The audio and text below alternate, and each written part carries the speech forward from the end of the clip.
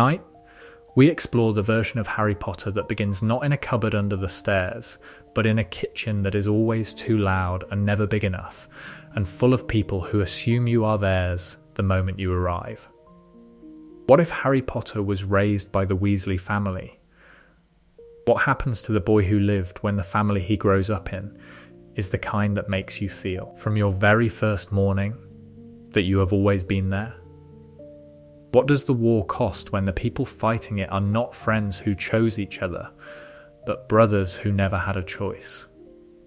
And what does Harry become when the shape of everything he is was made not by absence and longing, but by the warm, overcrowded, magnificent chaos of the most loving family in the wizarding world? Sirius arrived at the Burrow at 4 a.m. He had the baby in his arms and the motorbike in the yard, and the raw look of someone who has made a decision very quickly and who is not yet sure if it was the right one. He knocked on the door with his foot because his hands were full. Arthur opened it. He had been awake. Parents of 6, the youngest 3 months old, the second youngest nearly 2, did not sleep easily. And the quality of the night had been the quality of a night when something very wrong had happened somewhere in the world. He could feel it, even from Devon, even from the Burrow with its too many rooms and its insufficient plumbing and its garden that required constant magical negotiation to keep from expanding into the lane. Sirius, Arthur said. James and Lily are dead, Sirius said. Arthur looked at the baby, at the lightning bolt wound on his forehead, still visible, still fresh. Harry, Arthur said. Yes, Sirius's voice was flat, the flatness of someone who was holding the grief off because there was something else that had to happen first. I have to go. Peter. It was Peter. Arthur. He was the secret. He gave them to Voldemort, and now I have to. He stopped. He looked at the baby, who was awake and who was looking at Sirius with the wide green attention of a child who has been through something enormous and who does not yet have the framework for it. I can't take him with me. I can't take him where I'm going. And I can't. He stopped again. Come inside, Arthur said. I can't stay. Peter has hours on me, and if I don't, 2 minutes, Arthur said. Come inside. Sirius came inside. The kitchen was exactly what it always was. Too small, too warm, impossibly full of evidence of children and the life that children produced. The smell of it, cooking, and something that was always slightly burning, and the alive smell of a house that was in constant use.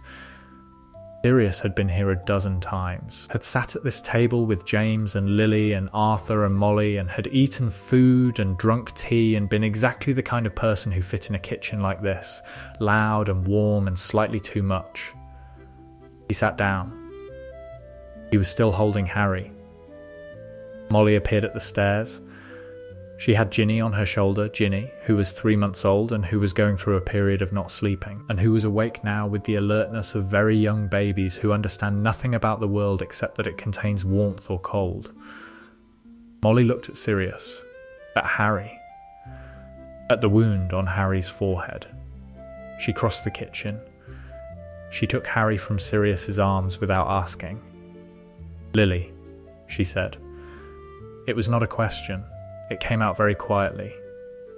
Yes, Sirius said. Molly held Harry and Ginny together, one in each arm, with the total competence of someone for whom holding 2 babies simultaneously was not a feat but a circumstance. Harry looked at her. He made a sound, not a cry, something quieter, something that was the early version of the sound a child makes when they have found something solid to lean on. Go, Molly said to Sirius. He needs, Sirius started. I know what he needs, Molly said. I have 5 others. I know what he needs.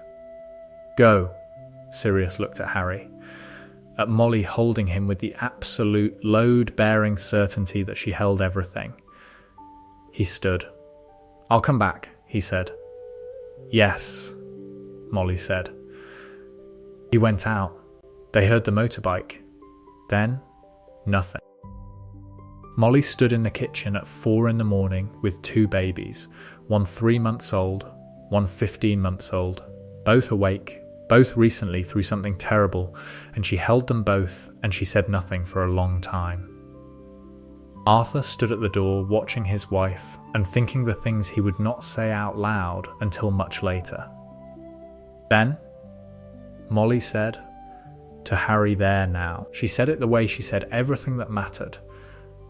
Simply, directly, with the complete and total conviction of someone who has decided that something is true and who considers conviction sufficient to make it so. There now, she said again. You're here. Harry looked at her with the green eyes. He reached up and grabbed her collar with the fist of a child who has just worked out that certain things, if gripped hard enough, will not go anywhere. Molly held on. Dumbledore arrived at dawn. He arrived at the Burrow because he had been at the Dursley house, number 4, Privet Drive, waiting for a child who was not coming. Dumbledore was many things, and among those things was a man who understood when a variable had changed.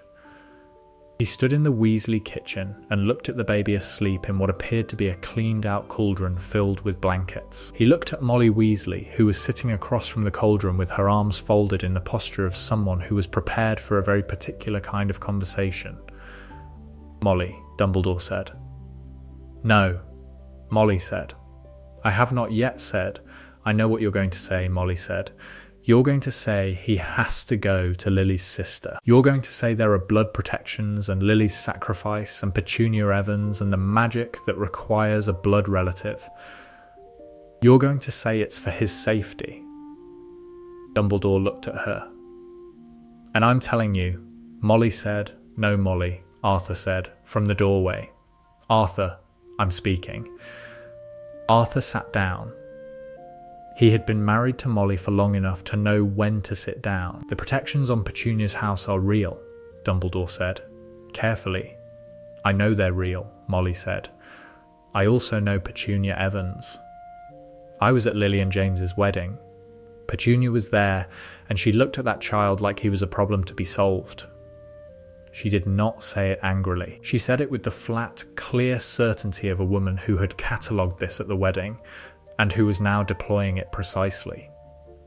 He is 15 months old. He has a wound on his forehead, and he lost his parents last night, and he is 15 months old. I am not giving him to a woman who looks at him like a problem." Dumbledore was quiet. "The blood protections," he said after a moment. "Can you not place protections here?" Arthur said. From the doorway. He had been quiet long enough. "The nature of the magic involved, you place protections on the Potter's house," Molly said. "Twice, I know because James told me. You can place protections on this house. The Fidelius charm requires. Then place something else," Molly said. "You are the most powerful wizard alive, and you are telling me that the only protection available to an orphan child is one form of magic tied to one house? I don't believe that." Dumbledore looked at her for a long time, at the woman with her arms folded and her specific unmovable quality. Dumbledore had moved very many people in very many years. He was looking at one of the people he would not be moving. He looked at the baby in the cauldron. The baby was asleep, small and dark-haired and with a wound on his forehead that was the mark of something enormous. He looked peaceful. He looked, in the way of sleeping children, like someone who had simply decided that this was where he was, and who had made his peace with it. "There are magical protections I can place," Dumbledore said. "Slowly they will not be as absolute as the blood magic at Petunia's house. They will be less reliable. Harry doesn't need reliable," Molly said. "Harry needs a mother." A pause. "Yes," Dumbledore said. "I suppose he does." He placed the protections. They were not as absolute as he would have liked. He carried this as a guilt through the years that followed. The guilt of a man who has made a practical compromise and who cannot be entirely certain the compromise was right. He also, when he was being honest with himself, acknowledged that Molly Weasley had been correct. Petunia Evans was not a mother for Harry. She would have been a caretaker, functionally, legally, with the precision of someone who does what is required and not what is wanted. The blood magic required function. It did not require love. And love, Dumbledore was beginning to understand, was also a kind of protection. He went. Arthur made tea. Molly sat in the kitchen until the sun came up, with Harry in the cauldron and Ginny on her shoulder and Ron asleep upstairs, and she thought about Lily, who had been her friend, who had been alive 24 hours ago. Then she stopped thinking about Lily and started thinking about what Harry needed for breakfast. This was the Molly Weasley method. This had always been the Molly Weasley method, to love what was in front of you with the whole and undivided force of everything you had. Harry was in front of her. She loved accordingly. Sirius did not come back. He was arrested 48 hours later, after the confrontation with Peter Pettigrew in a Muggle street that killed 12 people and left what appeared to be a single finger and the hysterical laughter of a man who had already lost everything. The Ministry did not investigate further. They had their evidence. They had their story, Sirius Black, the betrayer, the laughing man. Arthur heard about the arrest at the Ministry. He came home and told Molly. Molly set down the pot she was holding, very carefully, and looked at the wall for a moment. He didn't betray them, Molly said. Molly, he didn't. He came here with Harry. He was devastated. Betrayers don't look like that. The evidence can be wrong, Molly said. I know what I saw. He loved those people. She picked up the pot again. We'll need to find out what happened. They were not able to find out what happened. The trial, which should have established the facts, was never held. Sirius Black was sent to Azkaban without a trial in the chaotic injustice of a wizarding world in the immediate aftermath of a war, where the machinery of justice had been bent by too much death and too much fear. Molly kept trying. She wrote letters. She contacted the Wizengamot. She spoke to Arthur's contacts at the Ministry. She was not a woman who gave up easily. She was also a woman with 6 children, and an infant who was not technically her infant, but who was hers in every practical and moral sense that she recognized. Harry needed feeding and bathing and the constant attention of a 15-month-old who was in a new place and who was working hard to determine whether this place would stay. She gave him the attention. She also kept writing letters. They were not answered.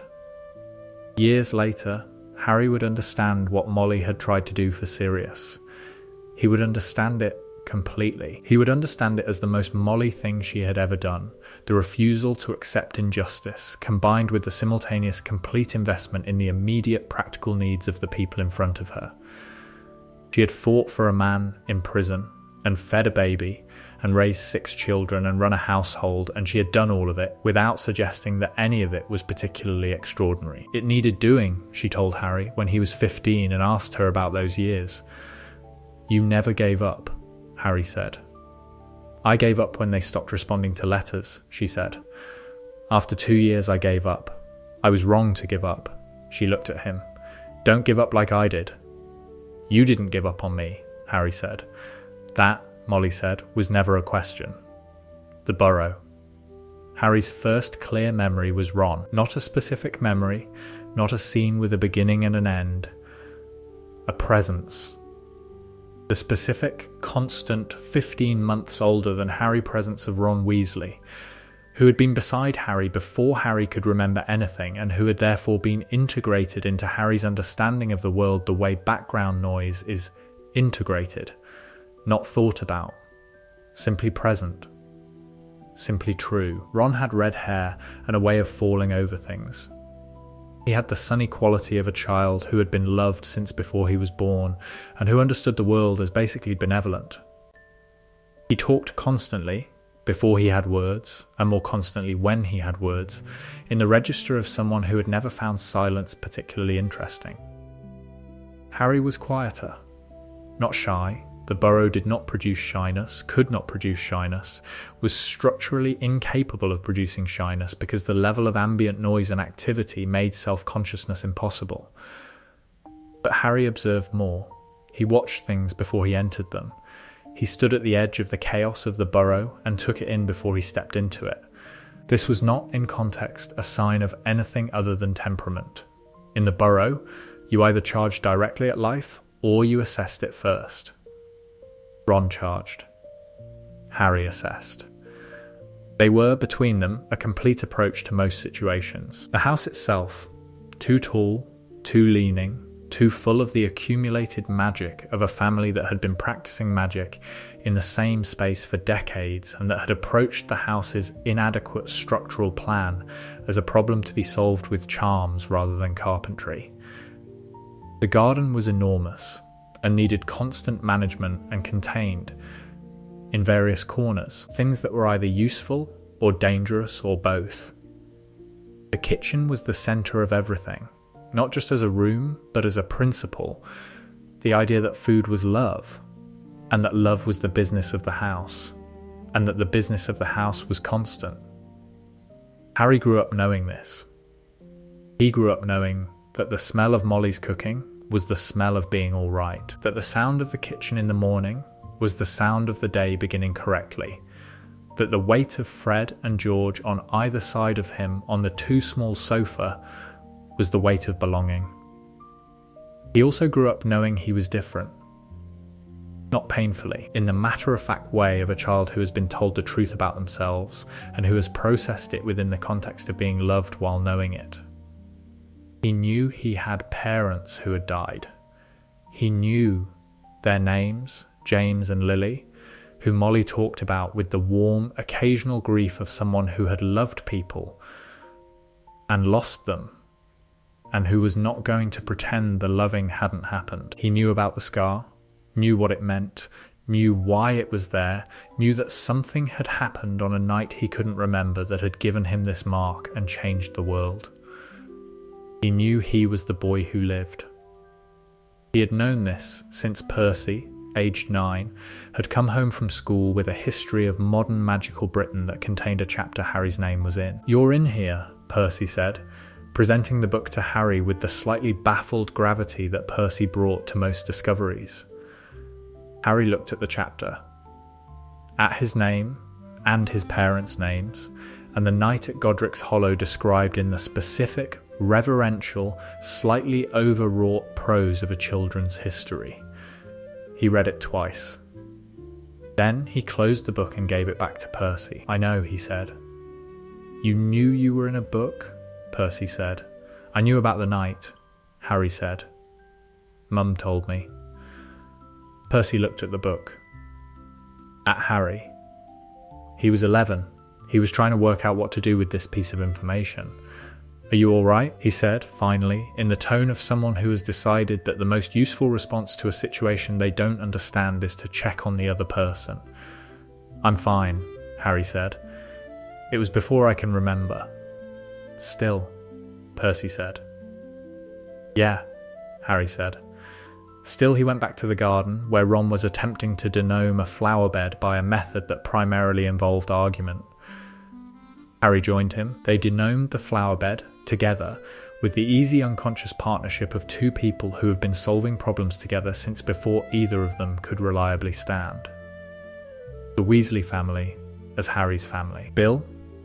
He was at Hogwarts when Harry arrived, and then at the Ministry, and then in Egypt, and his relationship with Harry had the quality of a much older sibling's relationship with a much younger one. Warm and occasional, and specifically delighted to see him when it happened. Bill had James Potter's casual confidence, and Harry recognised something in it that was comfortable, even without knowing why. Charlie, dragon-obsessed from birth. Charlie was the one who taught Harry and Ron to fly in the field behind the Burrow when they were 6.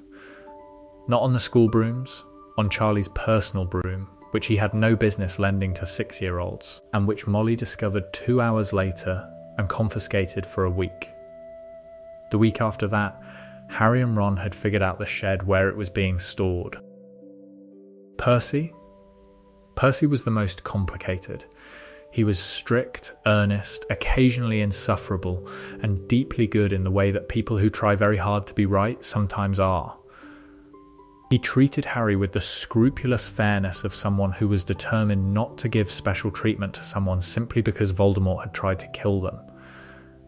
This was, Harry eventually understood, a form of love. Fred and George, there was no individual relationship with Fred and George. There was only Fred and George, the entity, the force of nature that had occupied two bodies for 3 years before Harry arrived and that had been waiting for him. Harry sometimes thought, even though they hadn't known he was coming. Fred and George absorbed Harry into their operations immediately and completely. Harry was their youngest collaborator, their most willing test subject, and because Harry had the quality of someone who can keep a secret and who doesn't automatically stop things from happening just because they're inadvisable, their most trusted co-conspirator. Ron.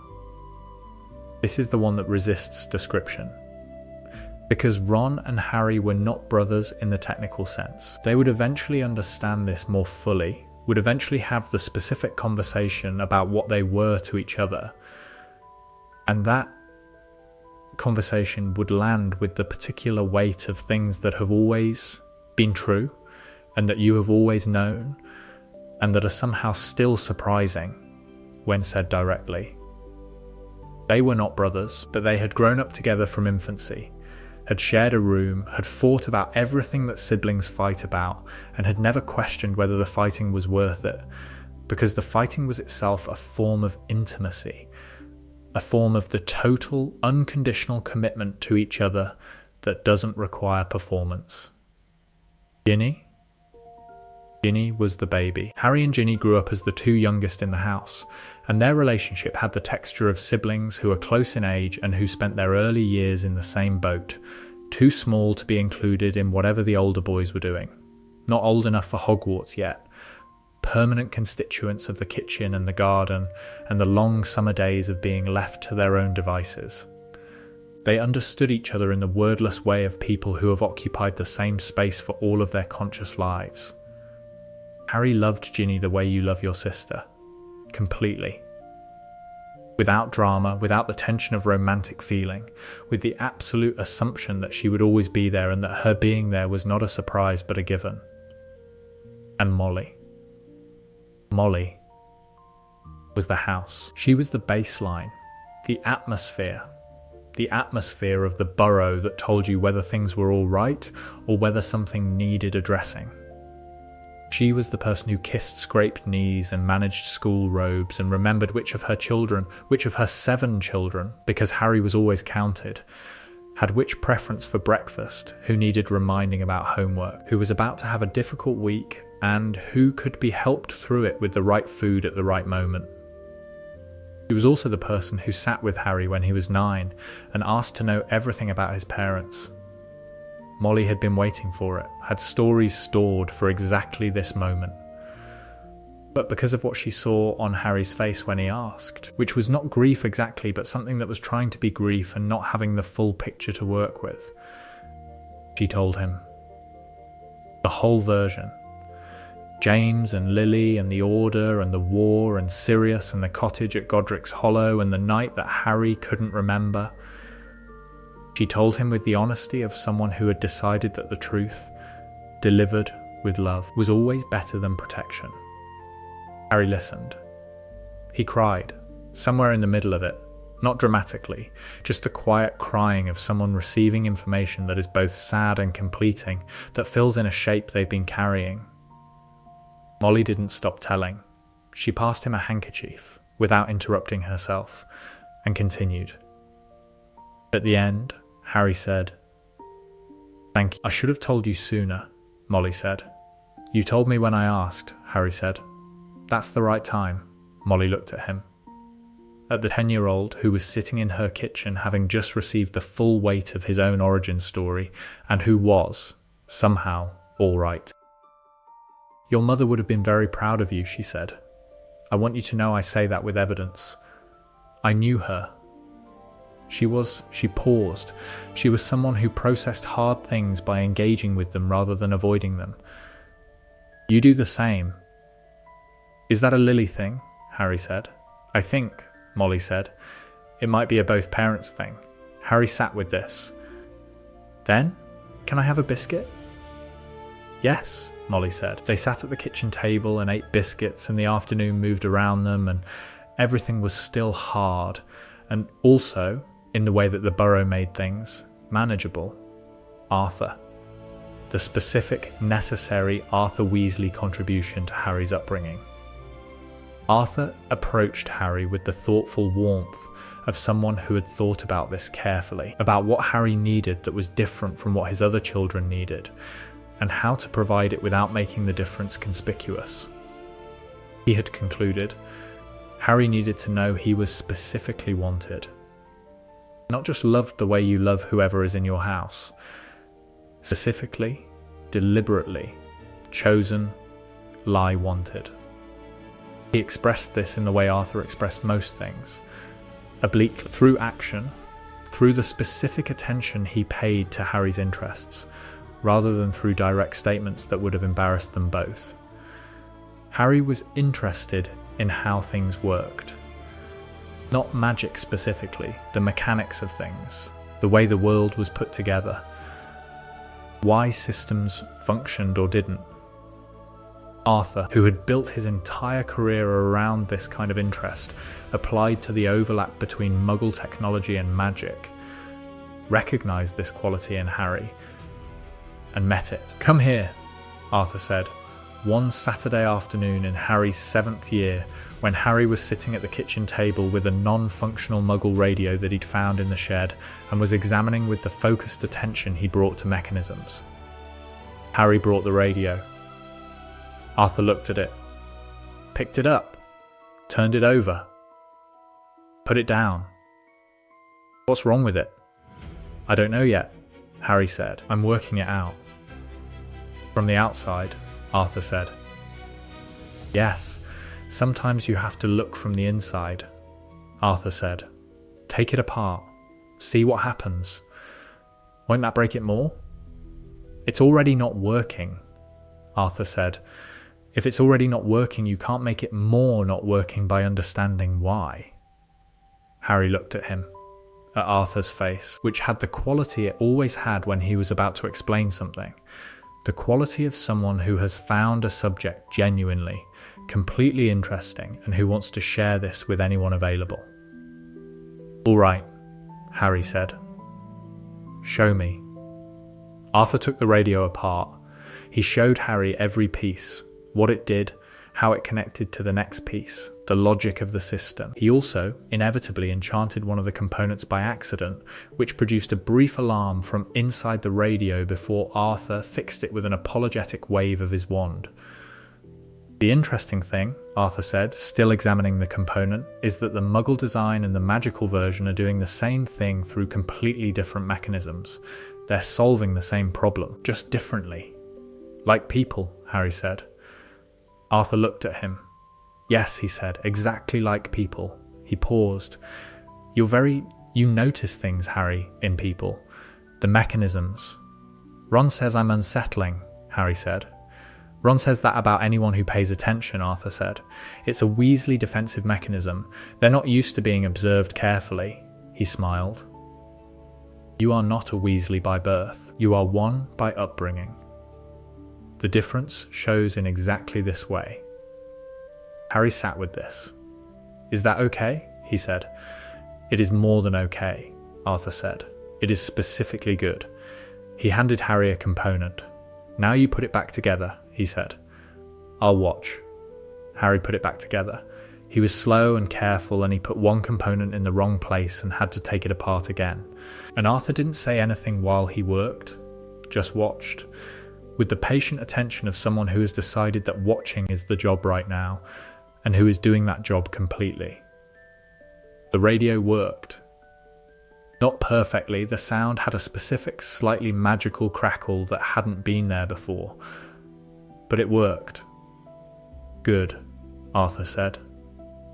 Harry held the radio. The warm, slightly humming, slightly enchanted radio that they had taken apart and put back together. "Thanks, Dad," Harry said. He called Arthur Dad about half the time. The other half he called him Arthur, because he had started calling him Arthur when he was old enough to speak, and the two names had never fully resolved, and Arthur had never asked him to resolve them, because Arthur understood that Harry was managing something. The thing of having a family that was not your family and that was your family, and that calling a person both their name and your name for them simultaneously was not inconsistency, but accuracy. "Anytime," Arthur said. The Hogwarts letters. They arrived together. Harry and Ron, whose birthdays were 5 months apart, who were in the same school year, who had been waiting for these letters with the growing anticipation of children who have grown up, knowing that a thing is going to happen and who are ready for it to happen. They arrived within the same week. Ron's first, Harry's 4 days after, which Ron noted as further evidence of the natural order of things.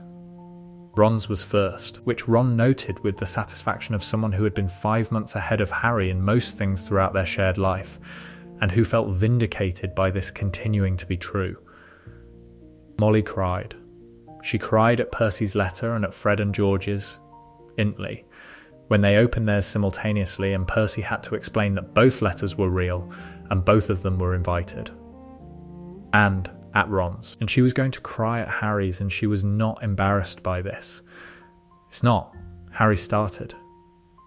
"Don't tell me it's not a big deal," Molly said into his shoulder, which is where her face was, because the hug had been engaged before Harry could have any opinions about it. "Don't." "I wasn't going to," Harry said. "I was going to say it's not happening until September."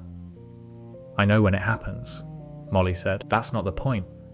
Ginny, who was 1 year behind them and who would have to wait a full year alone at the Burrow before her own letter came, watched the proceedings with the expression of someone who was managing feelings about this with specific, deliberate Ginny efficiency. "I'll write every week," Harry told her. "I know you will," Ginny said. "You and Fred and George will be fine. Fred and George are going to be disasters," Ginny said. "Which is different. You'll be fine with Fred and George being disasters." "That," Ginny said, "is accurate." Diagon Alley. Harry went with Molly and Ron. He had been, as a child, to Diagon Alley for various purposes, and had stood in it with the contained excitement of a child who knows this world is his world even before he's formally entered it. This was different. This was purchasing the equipment for the entering. Gringotts, Harry's vault, the Potter vault, which Harry had known about for years but had not accessed, had not needed to access, had not been sure he should access when the Weasleys were right there and money was always, at the Burrow, a careful subject. He stood in front of it now. The gold and the ancient smell of a vault that had been waiting. "You should take what you need," Molly said, beside him. Her voice was careful. She had been careful about this, about the money, about Harry's inheritance, about the complication of raising a child who was technically quite wealthy while your own family managed every month with the precision of a very tight budget. "It's yours." "I know," Harry said. He took some. Not all, not because he was being strategic about it, but because the amount felt right. Felt proportional, enough for school supplies, enough for the robes he'd need, enough to not be a burden on a family that had been bearing him for 10 years without accessing this vault at all. He did not say any of this. He put the money in his pocket. "We should probably put some more aside," Harry said, "for school things through the years. So I'm not doing this every time." Molly looked at him. The look she had for Harry when he did something that surprised her, not in the sense of being unexpected, but in the sense of being more than she had asked for. "Yes," she said. "That's sensible. Fred and George are going to need new equipment for the shop," Harry said, "eventually, when they start it." "Harry, they've been talking about it since they were 9, Harry said. "I know what their plan is. They'll need startup capital." I have startup capital. That's their business, Molly said. You don't need... They're my brothers, Harry said. It was simply said, the way he said most things that were simple to him. I want to. Molly looked at him for a long moment. We'll discuss it, she said. That means yes, Ron said, from beside Harry. That means we'll discuss it, Molly said. They discussed it. The answer, eventually, was yes, Ollivanders. Harry's wand took 15 tries. Holly, 11 inches, phoenix feather, the wand that recognized him. He felt it before it fully touched his hand, the electric warmth of something that knew him. Interesting, Ollivander said. Very interesting. Harry looked at Ollivander's face, at the expression there that was not quite a smile and not quite gravity, but was both. The expression of someone who has just confirmed a hypothesis they had been sitting with for a long time. The phoenix who provided this feather gave only one other, Ollivander said. Your wand's brother. Voldemort's wand, Harry said. Ollivander looked at him. The whole shop was very quiet. Ron, standing in the corner, went very still. Yes, Ollivander said. The wand that gave you that scar. Harry looked at the wand in his hand, at the Hollywood. He thought about the night at Godric's Hollow, not from memory, never from memory, but from Molly's telling, from Arthur's telling, from the photograph of James and Lily that lived on the mantelpiece at the Burrow and that Harry had grown up passing every morning. Brother wands, Harry said. Yes, Ollivander said. Can a person defeat their own wand's brother? Ollivander looked at him for a long time. Most remarkable, he said, and did not answer the question. Harry left the shop with the wand. Ron came out beside him. They stood on the Diagon Alley street with the September coming and Hogwarts imminent. Brother wands, Ron said. Yeah, Harry said. I know. But you're going to be fine, Ron said. Not as a question. As a statement of fact, made in the manner of someone who has been beside the relevant person for their entire life and who has an informed opinion. Yeah, Harry said. We both are, Ron said. Obviously, Harry said. He bumped Ron's shoulder. Ron bumped back. They walked to find Molly, who was at the robe shop with the easy, uncommented upon physical language of people who have been in close quarters for as long as they can remember.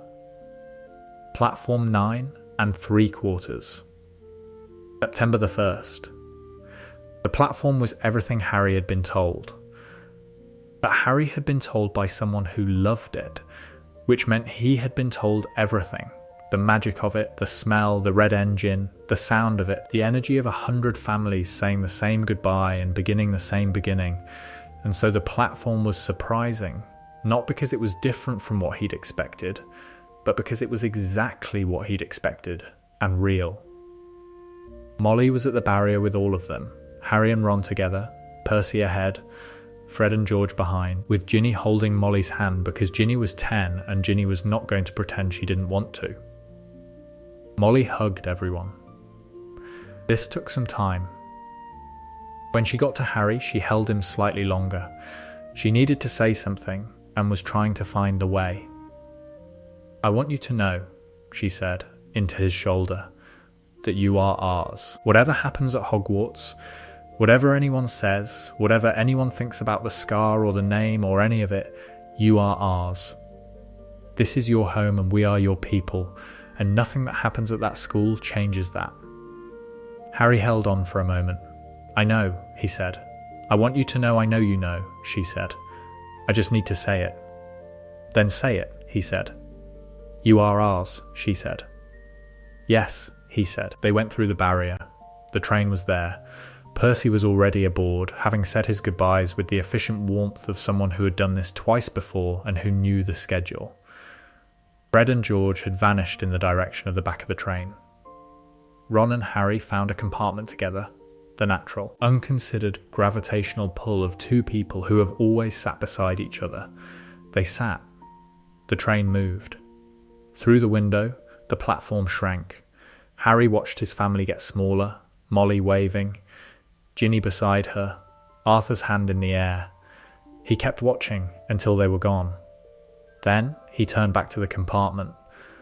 "First year nerves?" Ron said. "Not yet," Harry said. "Ask me after the sorting." "You'll be Gryffindor," Ron said. "Probably, definitely," Ron said. "The hat takes one look at you and says Gryffindor." "You don't know that." "I've known you since we were in the same playpen," Ron said. "I know that." The compartment door opened. A girl with bushy hair and an expression of specific, focused purpose looked in at them. "Have you seen a toad?" she said. "Neville Longbottom's lost it somewhere on the train."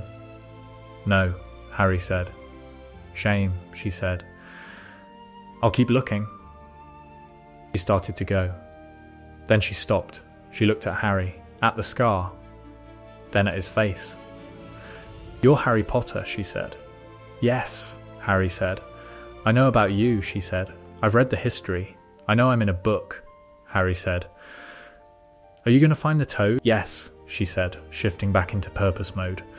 "I'm Hermione Granger." "Harry Potter," Harry said. "That's Ron."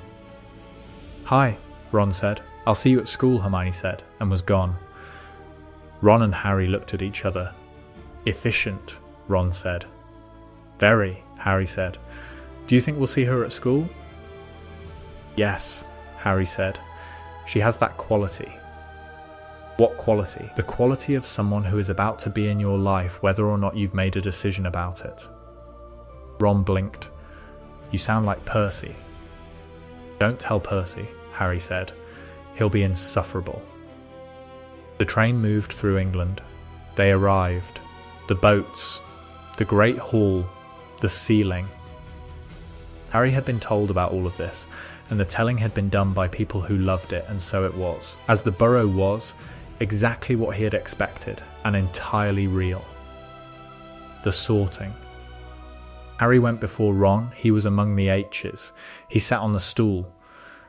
The hat descended. "Weasley House," the hat said, and there was something in the quality of the statement that was not quite amusement. "I'm not a Weasley," Harry said. "No, but you were made by them. The courage that's in you is shaped by them. The loyalty, the specific warmth of someone who has always had family and who would do anything to protect it." A pause. "What would you have been if Sirius had gone somewhere else?" "I don't know," Harry said. "Nor do I," the hat said. "And that is interesting. You were always going to be courageous. But this specific courage, the courage of someone who knows what they're protecting and who has the specific, personal, embodied knowledge of what family feels like, that came from the Burrow, from Molly Weasley in a kitchen at 4 a.m. "Does the courage have a house?" "The courage is Gryffindor," the hat said. "But I want you to know something, Harry Potter, that most people don't know. That I know because I've been reading children for 1,000 years. You would have been brave without them. The what if of your life isn't whether you would have been courageous. The what if is whether you would have known what the courage was for. And now I know?" "Now you know," the hat said. "You have always known. Gryffindor." Ron, 3 names later, was also Gryffindor. He sat down beside Harry with the fizzing satisfaction of someone whose hypothesis has been confirmed. He did not say "I told you so." He did not need to. The look said it completely. Hermione Granger, later in the G's, was also Gryffindor. She sat down across from them. She was smiling in the way of someone who is managing very large feelings with very small expressions. "Good," she said. "Good," Harry agreed. First year contained the Philosopher's Stone. Harry knew about it before most of his classmates, because Hagrid had let something slip when Harry and Ron had visited in November, and because Harry, who had grown up in a household where information was currency and where the skill of making adults say more than they intended, was something Fred and George had been refining for years, had applied this skill to Hagrid with predictable results. "There's something on the 3rd floor," Harry told Ron and Hermione. "Don't go to the 3rd floor," Hermione said. I'm not saying go to the 3rd floor. I'm saying there's something there. Then don't do anything about the thing on the 3rd floor, Hermione said. I haven't said I'm going to do anything. You have the face, Ron said. I don't have a face. You have the face you had when you found out about the experimental firework Fred and George were hiding in the shed, and you spent 4 days thinking about it before you got involved, Ron said. That face. I eventually stopped them from burning down the shed. After you helped them develop the firework to its full potential, Ron said. Context is important, Harry said. The first year progressed. Quirrell. The stone. The protections beneath the trapdoor. Harry and Ron and Hermione navigated them together in the way that 3 people navigate things together when 2 of them have been navigating things together their whole lives, and the 3rd has, in 4 months, established herself as absolutely necessary to the enterprise. The chess set was Ron's. It was always going to be Ron's. This was the truth of Ron Weasley, that he was excellent at things that required strategic sacrifice, that he understood the mechanism of giving something up for a purpose.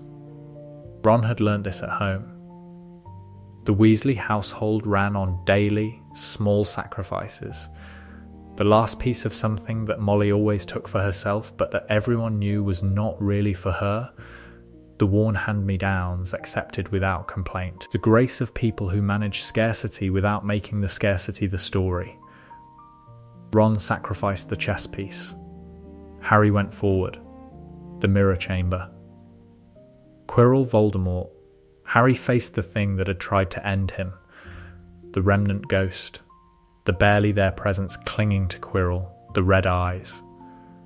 He had been told about those eyes. Molly had described them. The telling had made them something he had an image of, a pre-existing framework for. He was still frightened, but not surprised. Harry Potter, Voldemort said through Quirrell's mouth. We meet again. We've met once, Harry said. I don't remember it. You carry the evidence, Voldemort said. I carry a scar, Harry said. The scar is mine. The night that made it isn't yours to claim. Something in the red eyes flickered. The specific, surprised flicker of something encountering resistance it hadn't calculated for. Harry had been raised by Molly Weasley. He knew what it felt like to be faced with something that seemed certain of itself, and to simply decline to be moved by the certainty. Molly did it every day. She had done it to Dumbledore. She did it to the people at the Ministry who called about Percy. She did it to the gnomes in the garden who attempted to claim territorial rights. Harry held the stone. He did not give it. The protection held. The mirror gave it to him. The touch burned Quirrell and Voldemort fled, and Harry fainted. He woke in the hospital wing with Molly sitting in the chair. Mum, he said. Don't, she said. Whatever you're about to say, don't. I was going to say you didn't need to come. I absolutely needed to come, she said. You faced Voldemort. The remnant of Voldemort. Don't correct my hyperbole when I'm worried, she said. He sat up. She moved to the edge of the bed and held both of his hands in the manner of someone who needed to confirm that something real was in their hands. Are you all right? She said. I think so, Harry said. You told me about Voldemort, he said. The whole time, growing up. You never made it small. I think that helped. Molly looked at him. Her eyes were bright. She was not going to cry. She was managing not to cry with visible effort. Good, she said. That's good. Where's Ron? Recovering. He'll be fine. 2 days. She paused. Hermione is at his bedside. I think she's been there for 6 hours. That sounds right, Harry said. She's a good girl, Molly said. I'd like to have her for summer.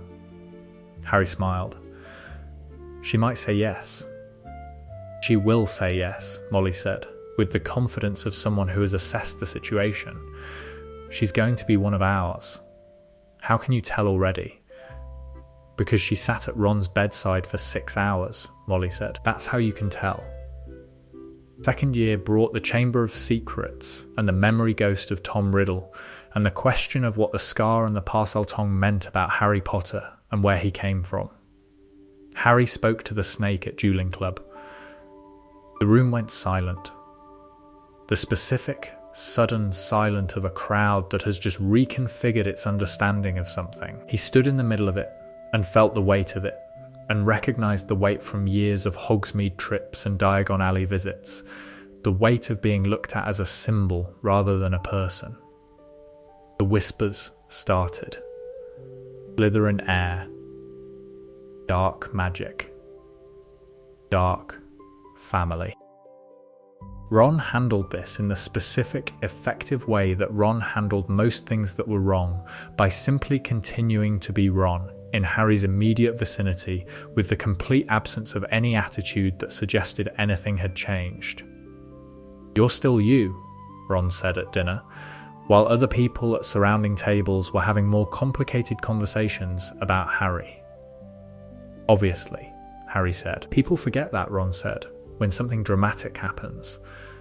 They replace the person with the dramatic thing." "That's very insightful for someone who eats with his mouth open," Harry said. "I'm a complex person," Ron said. The investigation, because Hermione was now fully integrated into their operations, and Hermione's presence transformed all activities into investigations, whether or not that had been the original plan, progressed. Polyjuice potion. The diary. Moaning Myrtle. The specific, accumulating evidence of what was happening and who was behind it. When they went into the chamber, it was not a choice Harry made alone. It had never been, in the context of his life, a choice he would make alone. Ron was there. The chamber was navigated together. Tom Riddle's memory ghost looked at Harry with the dark, constructed confidence of someone who had been waiting for exactly this.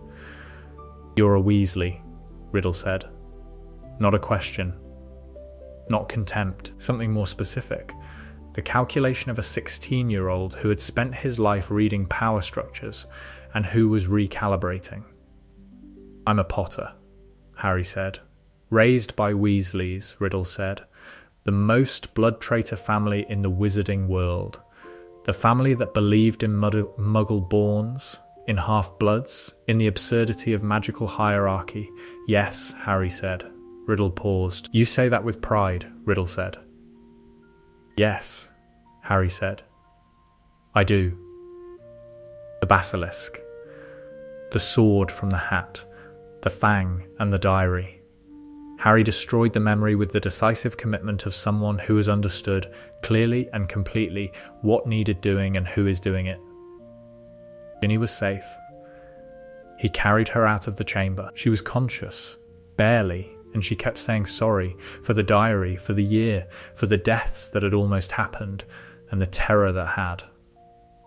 "Stop," Harry said. "I didn't mean to, I know," Harry said. "Stop." She stopped.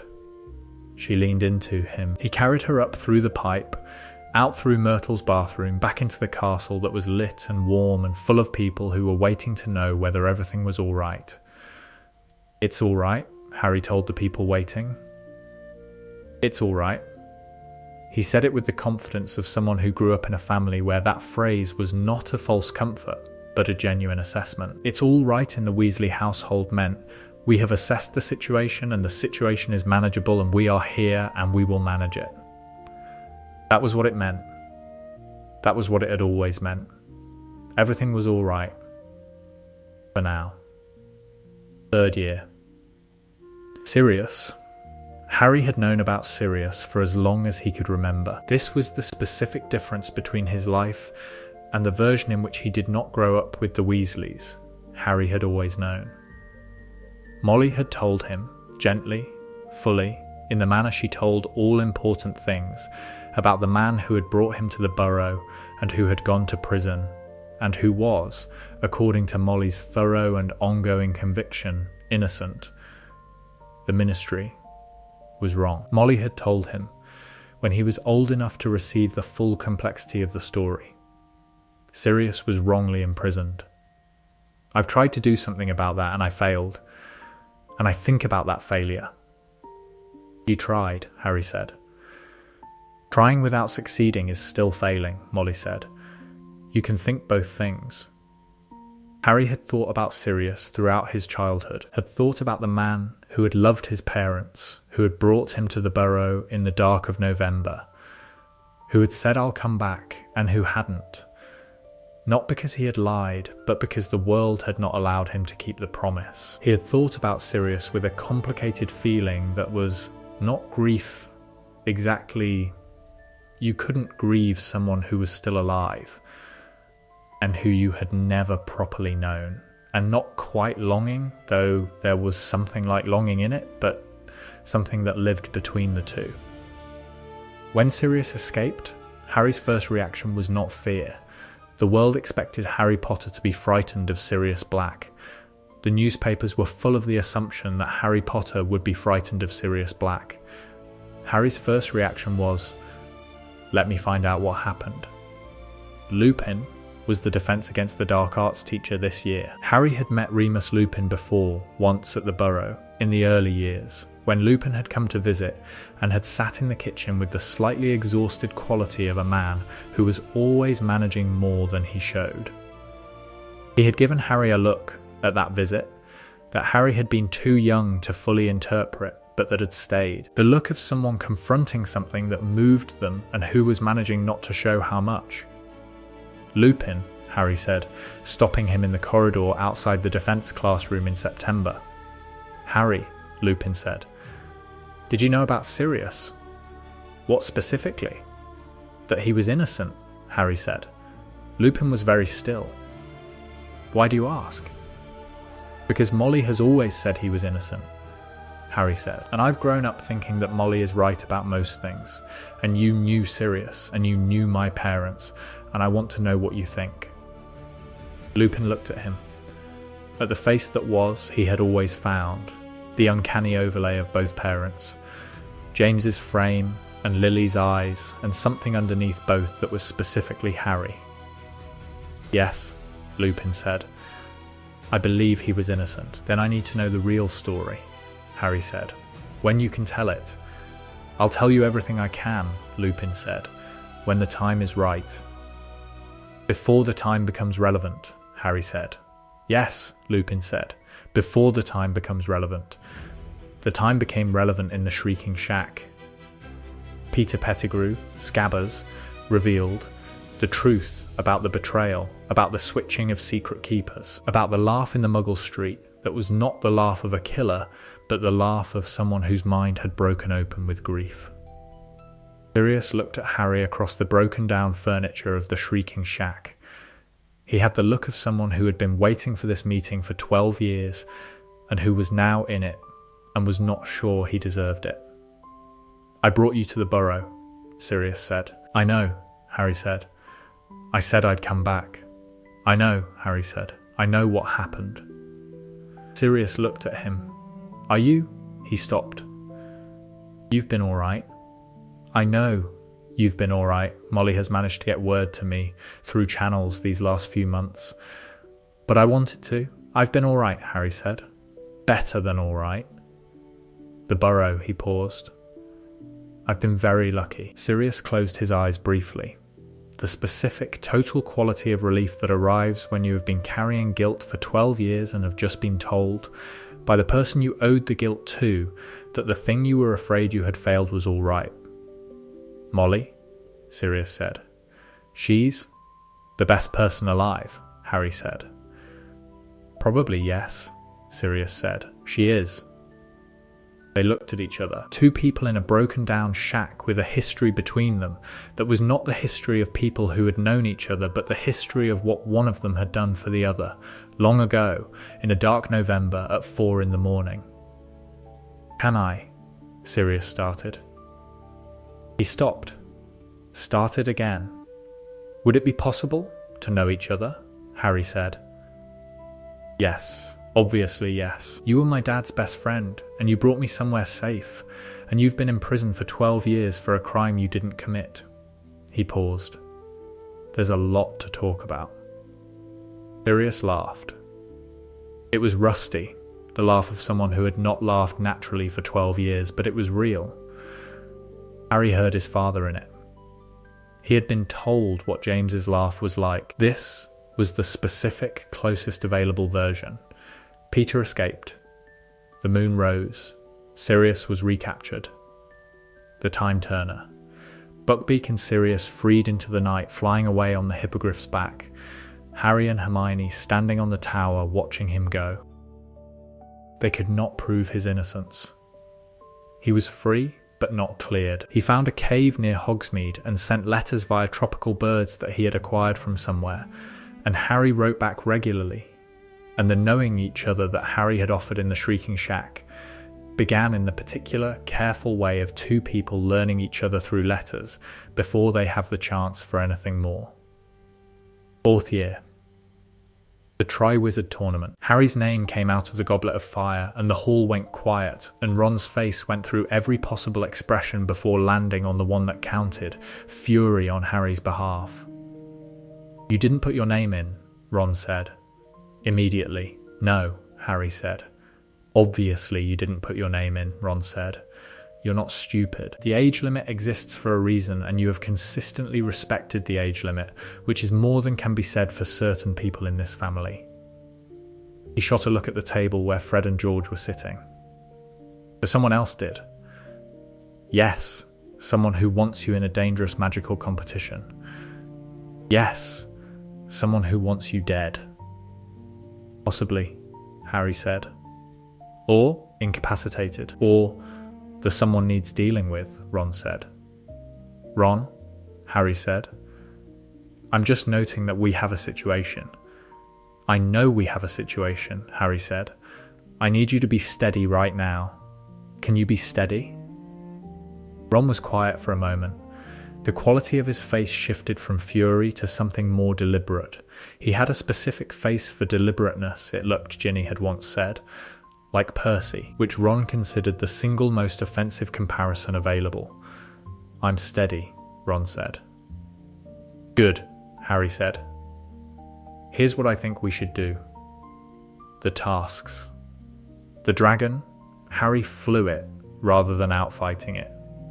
Which worked because Harry was the best flyer in his year, and because Harry had been coached since age 6 by a man who was going to be a professional dragon keeper and who had thought that the safest way to teach a 6-year-old about dragons was to tell them everything there was to know about dragons' specific physical limitations, the lake. Ron was the hostage. Harry retrieved him and Fleur's sister both because Harry had grown up in a household where you did not leave people ever, under any circumstances, where the ethic of all of us or none of us was so deeply embedded that it had become reflex. The judges awarded him points for moral fibre. Harry found this funny. It was not moral fibre. It was just what you did. The maze. The portkey. The graveyard. Cedric was killed. Harry watched it happen and could not stop it. The specific horror of a thing you cannot prevent. The killing curse and Cedric falling and the silence that followed. He stood in the graveyard and he was afraid, and he was angry, and he was alone in a way he had not been in his memory. And he understood, in the specific and terrible clarity of that moment, what it would have been like for the whole of his life to have been this. He fought Voldemort. He survived. He brought Cedric home. The hospital wing. Arthur arrived within hours with Molly, because of course they did. Harry was lying in the hospital wing and Arthur came in and sat in the chair and looked at his son, technically, legally, not his son, and in every sense that mattered, absolutely his son, and did not say anything for a moment. "Cedric?" Harry said. "I know," Arthur said. "I couldn't. I know," Arthur said. "There was nothing you could do." "I keep thinking, stop thinking that," Arthur said. "You did what you could do. You brought him home. His parents have him. That is something." Harry was quiet. "Voldemort is back," he said. "Yes," Arthur said. "Really back. Not the remnant. Not the ghost. He has a body." "Yes," Arthur said. "I know. The Ministry isn't going to believe it." "No," Arthur said.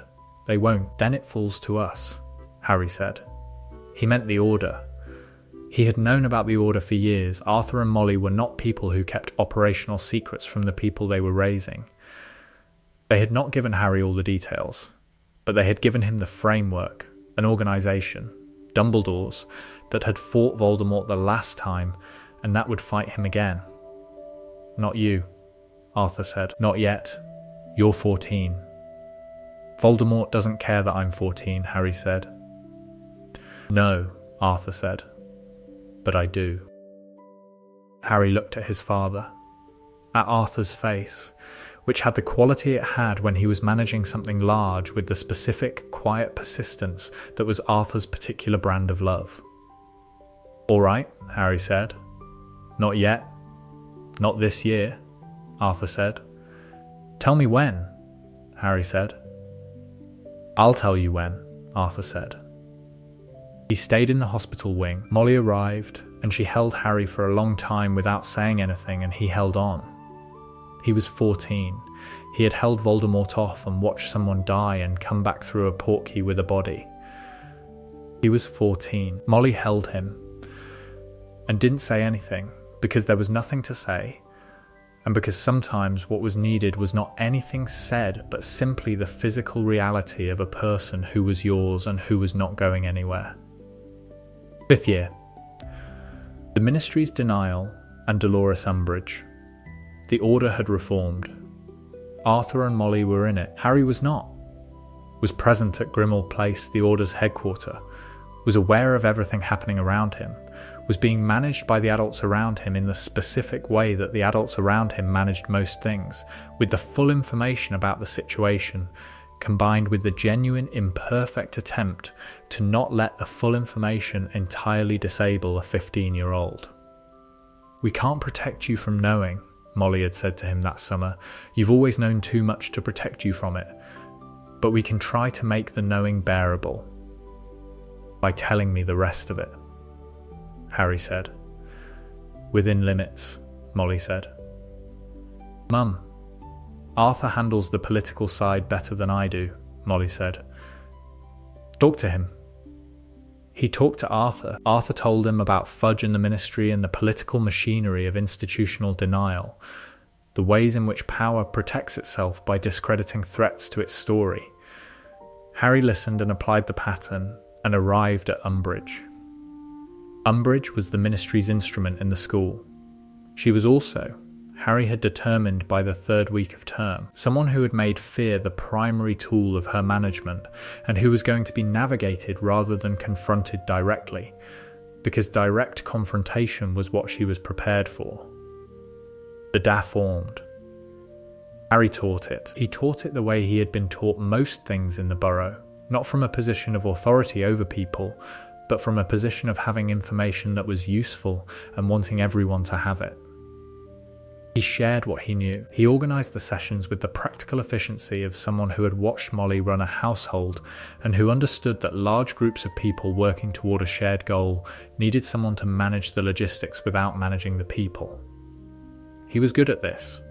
It surprised some people. It did not surprise Ron, who had been watching Harry manage situations since they were both in the garden wearing mud and arguing about gnomes. The Department of Mysteries. The Trap. The Vision. Harry, in this version of things, was slightly more resistant to the vision than he might have been otherwise. He had grown up in a household where you checked the source of information before you acted on it, where Fred and George's frequently excellent information had still required verification, because Fred and George's information came with specific institutional biases that needed accounting for. He had grown up knowing that information could be weaponized. He still went to the Ministry. He still was not certain enough to not go. Sirius was not at the Ministry. The vision was of Sirius. In the event, Sirius was not there when they arrived, was in fact being held elsewhere in the Ministry by a different strategy, one that had already been disrupted by the Order's arrival before Harry got there. The battle in the Department of Mysteries was real and dangerous, and several people were hurt. But Sirius, forewarned by the Order's intelligence network and by the specific 12 years of Azkaban honed instinct for danger that Sirius Black had developed and retained, was not where the Death Eaters expected him to be. He was where Harry was. He had fought his way there. He was in the circular room when Harry arrived, with his wand out and the electric quality of someone who fights the way his childhood friends remembered James fighting. Beautifully, recklessly, with a kind of furious joy that was entirely inappropriate to the situation and that was also entirely effective. He saw Harry. "I said to stay at school," Sirius said. "I know," Harry said. "We're going to have a conversation about this." "Yes," Harry said. After, Sirius agreed. They fought their way out, together, Sirius and Harry and Ron and Hermione and Neville and Luna, the improvised coalition of people who had not planned to be doing this and who were doing it because the alternative was worse. It was not graceful. It was not clean. People were hurt. The prophecy sphere was destroyed. In this version, Sirius did not go through the veil. He was on the other side of the room when Bellatrix cast the curse at him. He saw it coming. He had been watching the veil with the particular attention of someone who has spent 12 years in Azkaban and who has developed a relationship with death that is not precisely healthy, but is at least not naive. He moved. The curse hit the archway. He was still hit. He went down. He was alive. Harry was beside him immediately. Not because Harry had been watching him, because Harry always knew where Sirius was in a room, had always known from the first time they spent real time together in Grimmauld Place. The wordless spatial awareness of people who love each other. "I'm fine," Sirius said from the floor. "You're not fine," Harry said. "I'm alive," Sirius said. "Fine is relative." "Don't do that," Harry said. "Which part?" "The part where you minimize," Harry said. "You've been doing it since I met you. You do it about Azkaban and about everything. Stop minimizing." Sirius looked at him. The specific look that Sirius had for Harry sometimes, the look that contained both the joy of knowing him and the grief of all the years he hadn't. "I'm alive," Sirius said, again, without minimizing. "I'm here. I'm all right." "Yes," Harry said. "You are." He stayed beside Sirius until the Aurors arrived, and until Dumbledore arrived, and until the chaos of the aftermath had organized itself into something manageable. He stayed there because Sirius was there, and because staying was what you did. 6th year. The Horcruxes. Dumbledore told Harry.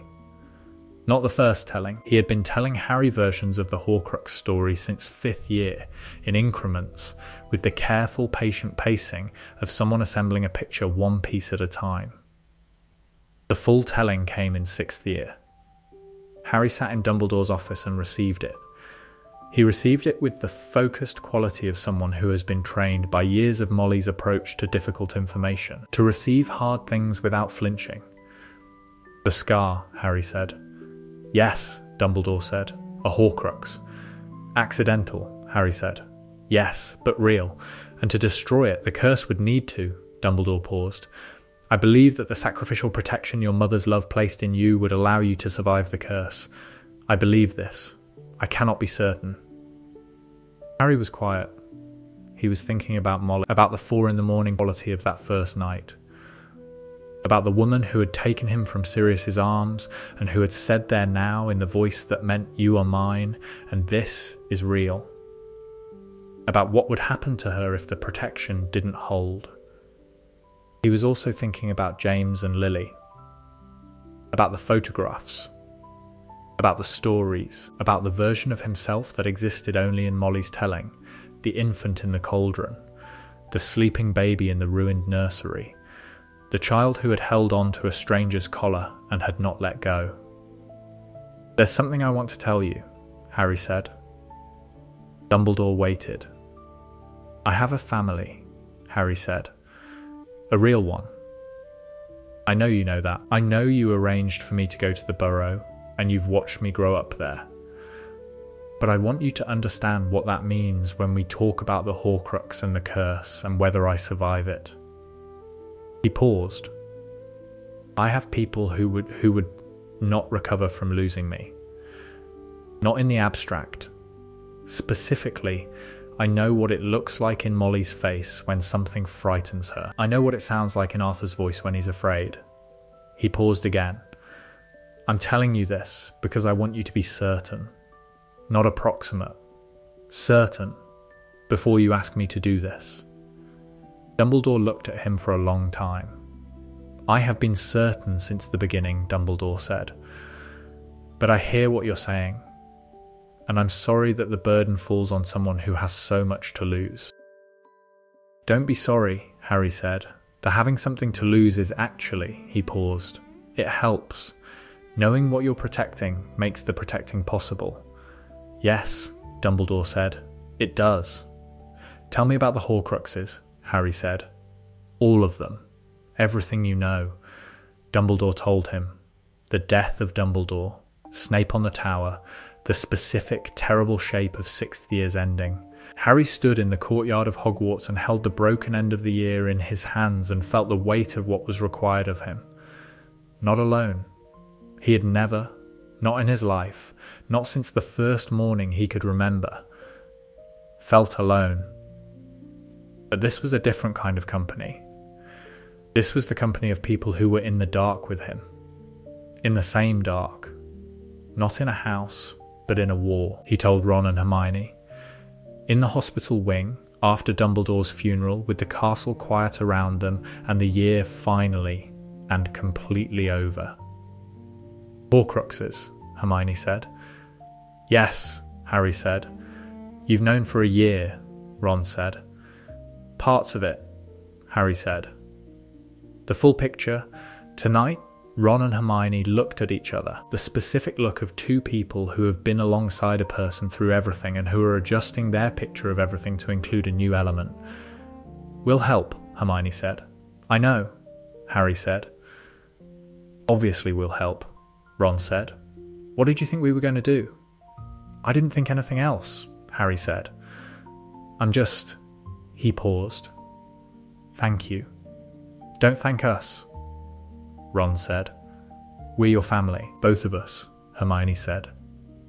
She said it with the specific precision she brought to everything, the precision of someone who has thought about something and arrived at certainty and is now stating the certainty. Harry looked at them. At Ron, who was everything that 11 years of shared life produced, a person who knew him better than anyone, who had been beside him in every room, who carried the deep knowledge of him that only someone who has been present for all of it could carry. And at Hermione, who had arrived in a train compartment asking about a toad, and who had become, in the Weasley way, theirs, absolutely, completely, without a formal ceremony, simply by being there long enough and being so evidently exactly what was needed. All right, Harry said, here's what we know, and here's what we're going to do. He laid it out. The Horcruxes, the diary, the ring destroyed by Dumbledore, at cost, the locket, the cup, the diadem, Nagini, and the scar. The plan, find and destroy, working from what Dumbledore had told him, building on it as they went. The constraints, they would not be able to stay at Hogwarts, could not be traceable, would need to work in the margins. We'll need the Burrow as a base for the preparations, Harry said. Mum will say yes, Ron said. Obviously, Harry said. But I want to tell her everything.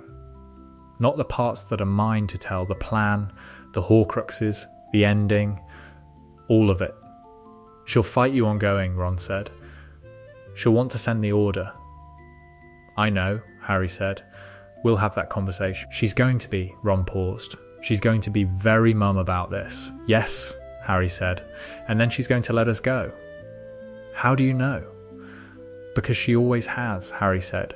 Every time I've done something she was afraid of, she told me she was afraid and then she let me do it. Because she trusts me. Because she trusts us. He paused. Because that's what the family does, he said. The hunt. The Horcrux hunt was different with Ron as a brother rather than a friend. The difference was subtle and total.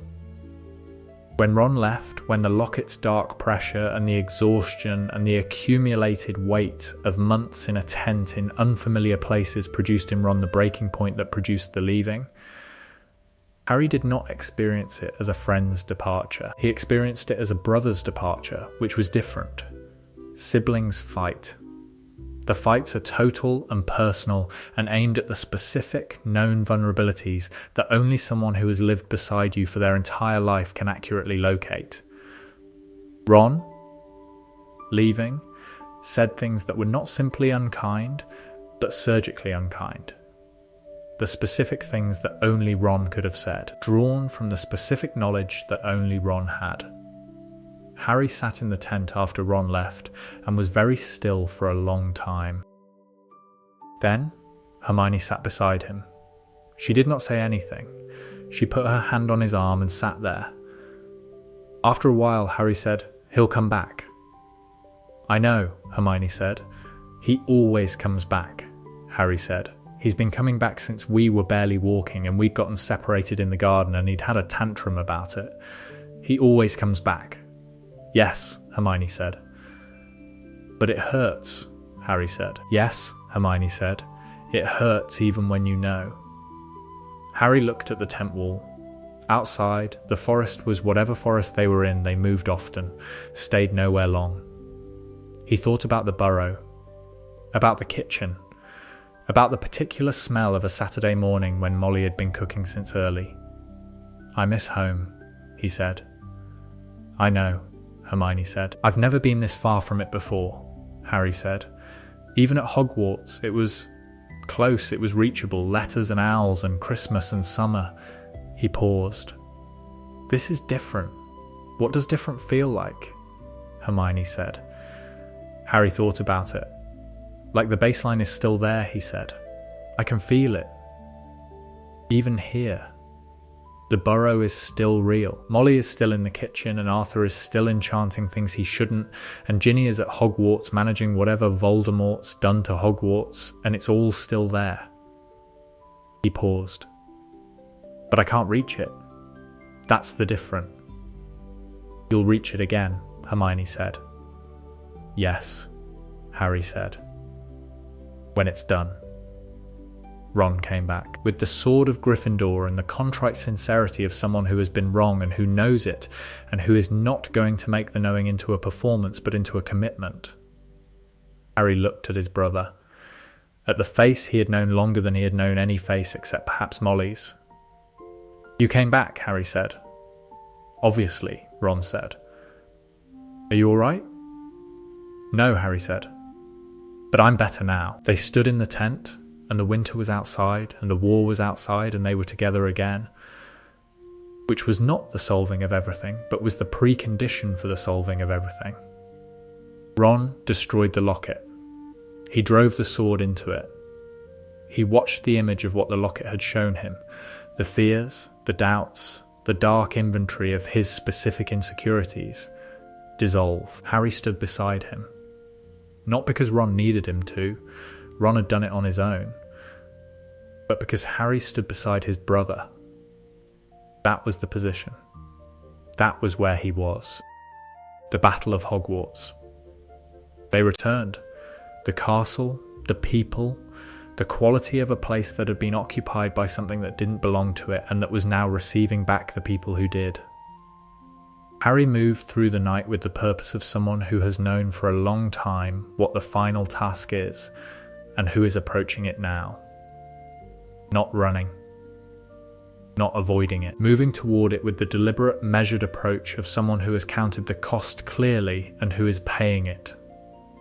He found each Horcrux. The cup, with Hermione in the chaos of Gringotts and the dragon. The diadem, the room of requirement, and the fiend fire, and the specific terrible hot minutes of that. Nagini, waiting for Neville, for the sword, for the moment of Neville Longbottom fulfilling exactly the thing he had been building toward through 7 years of being underestimated. And then, the scar. He had told his family.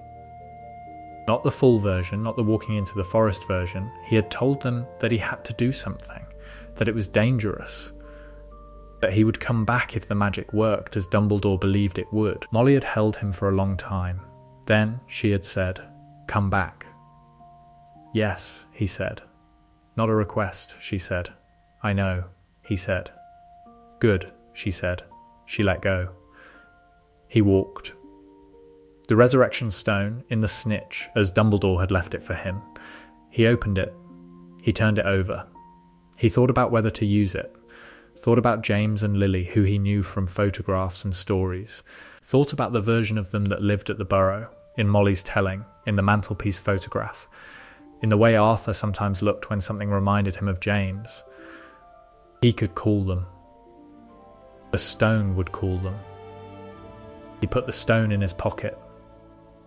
He had family. Living family. At the Battle of Hogwarts right now, in the castle he was walking away from. His mother's death had made the protection possible.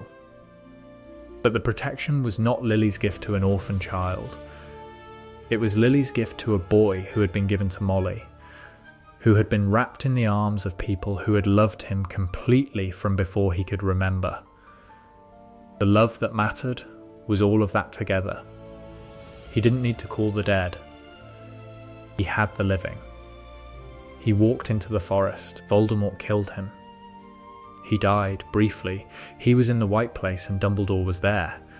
And the fragment of Voldemort's soul that had been in the scar dissolved, and Harry looked at the clear space where it had been and felt the clean quality of something completed. "Go back?" Dumbledore had said, in one form or another. "Yes," Harry had said. "Obviously yes." He came back. Voldemort fell. The wands, the connection, the resolution of the long-form story that had begun with a night in Godric's Hollow in 1981, and that ended in the Great Hall of Hogwarts in 1998. The Great Hall. Harry was standing. Alive, the specific, breathing, continuing reality of being alive when you had been prepared not to be, and had come back anyway. And then Ron was there. Not because Ron had tracked Harry's exact location through the chaos, though Ron would have been trying to. Because they always found each other. Had always found each other.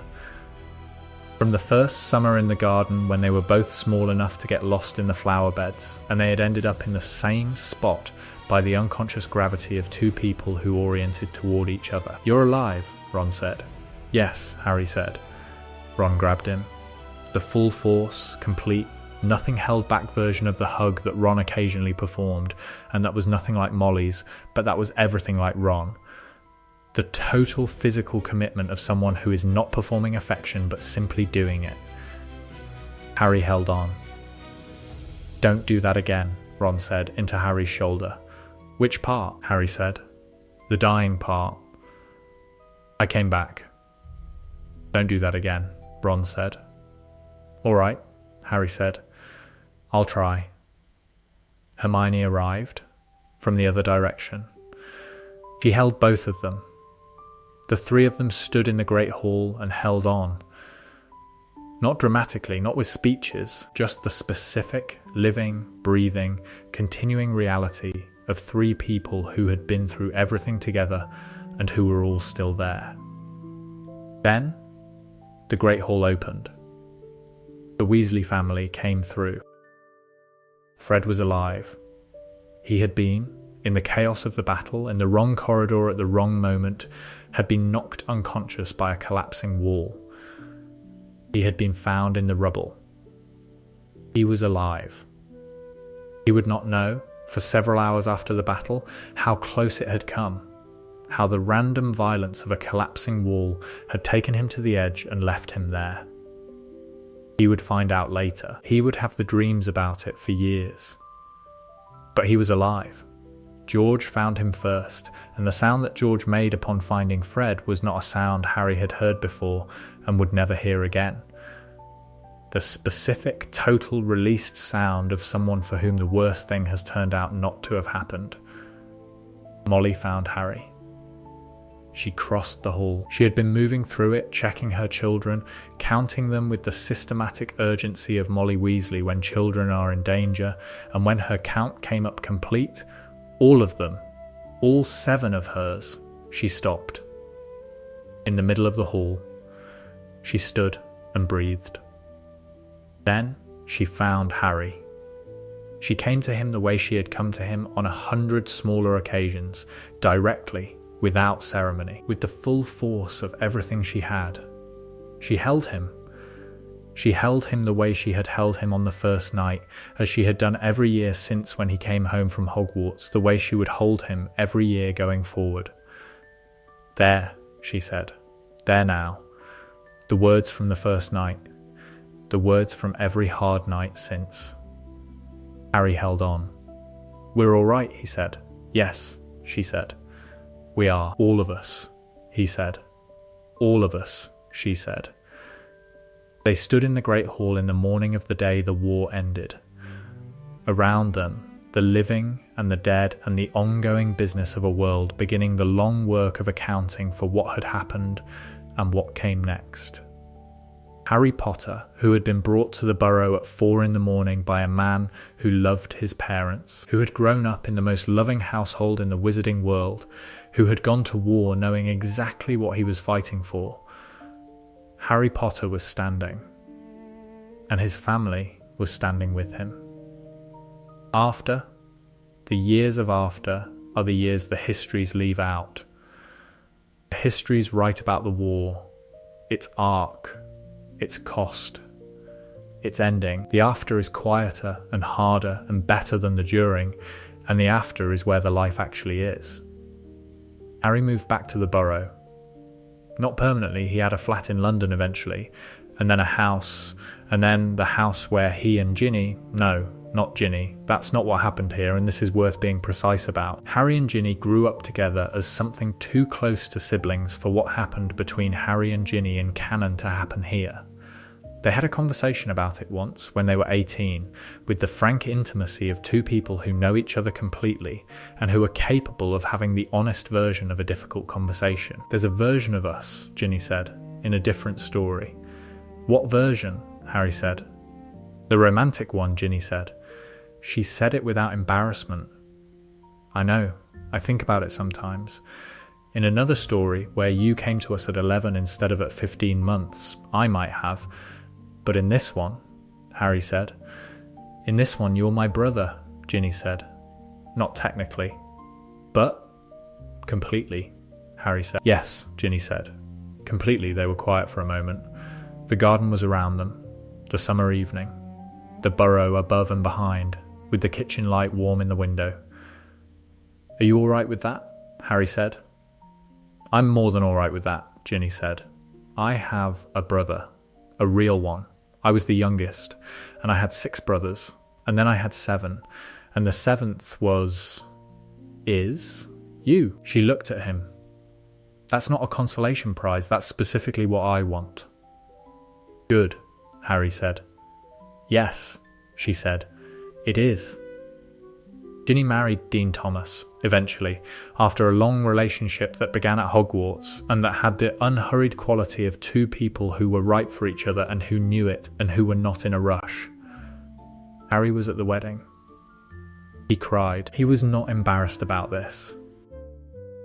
Harry found his own person later, in his mid-20s, in the age you find people when you have been dealing with a war and its aftermath for most of your conscious life, and have only just begun to have a life that is primarily about things other than survival. Her name was Cho. They had known each other at Hogwarts, had been in the proximity of people who are vaguely interested in each other, but whose lives are too complicated for anything to develop, and then they had found each other again in London. "You're the boy who lived," Cho had said, when they ran into each other in a bookshop in 2002. "I know," Harry said. "Is that the first thing everyone says to you?" "It's the first thing people say when they recognise the scar," Harry said. "The people who knew me before they knew about the scar skip it." "I knew you at school," she said. "I remember the scar." "You were kind to me at school," he said. "I remember that." You were having a difficult year, she said. Several difficult years, he said. Yes, she said. Do you want to have coffee? I have opinions about half the books in this shop. I'd like to hear your opinions, he said. They had coffee. He heard her opinions.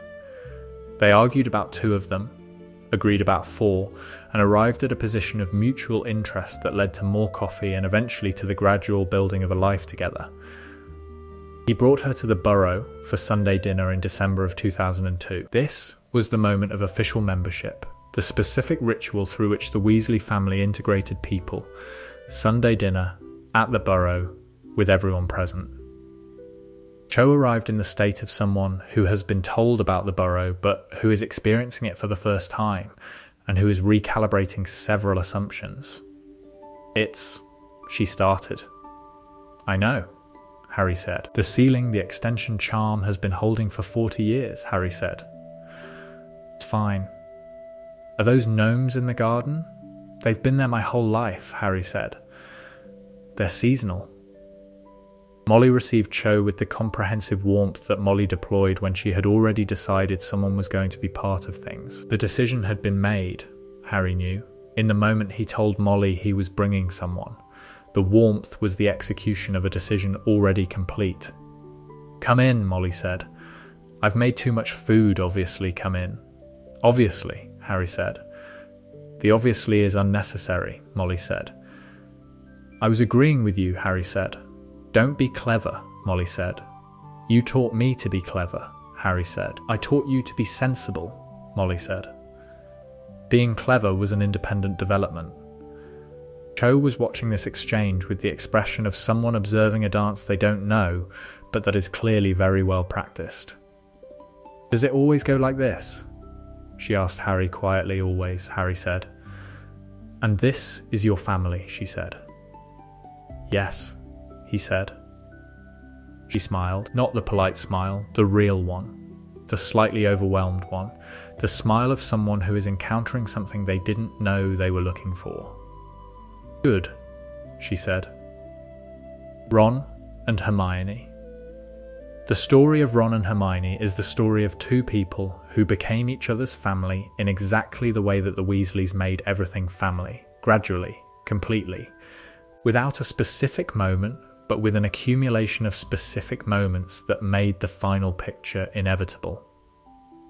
Hermione had arrived at Hogwarts wanting to be excellent and had found, in the process of becoming excellent, that excellence was more possible in the company of people who did not require her to be less of herself in order to make them comfortable. The Weasley household, which she began visiting in 2nd year, then 3rd, then every summer, was the loud, warm, entirely unintimidated by brilliance family that she had not grown up with, and that she received with the slightly overwhelmed gratitude of someone getting something they hadn't known they needed.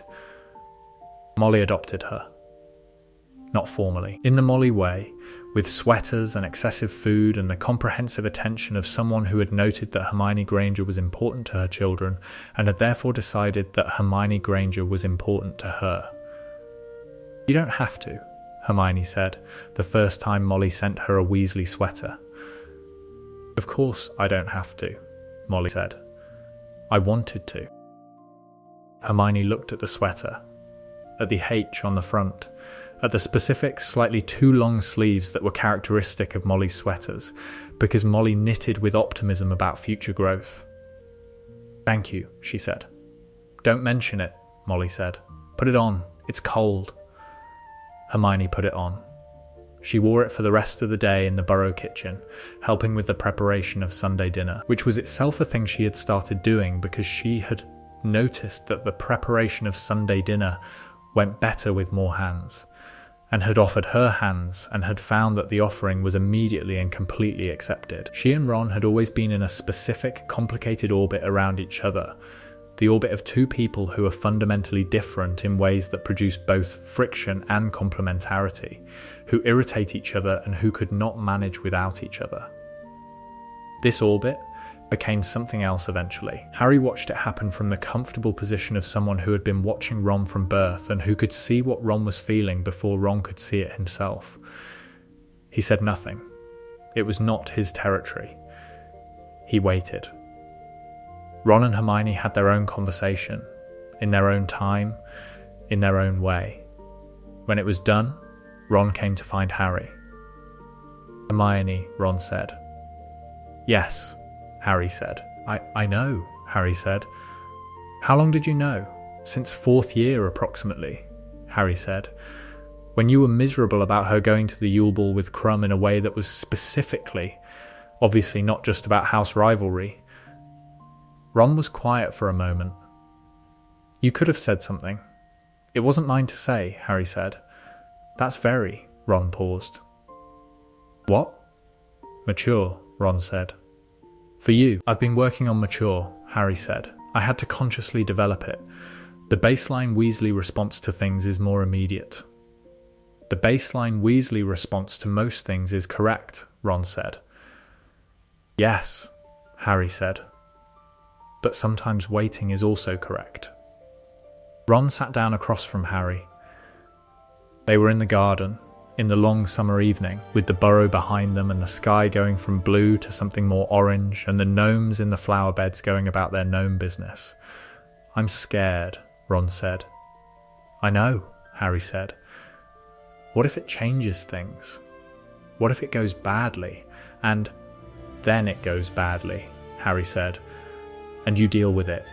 You've been dealing with difficult things since before you could walk. You'll deal with this." "It's different," Ron said. "Yes," Harry said. "Most things are different while also being the same kind of hard." Ron looked at him. "When did you get wise?"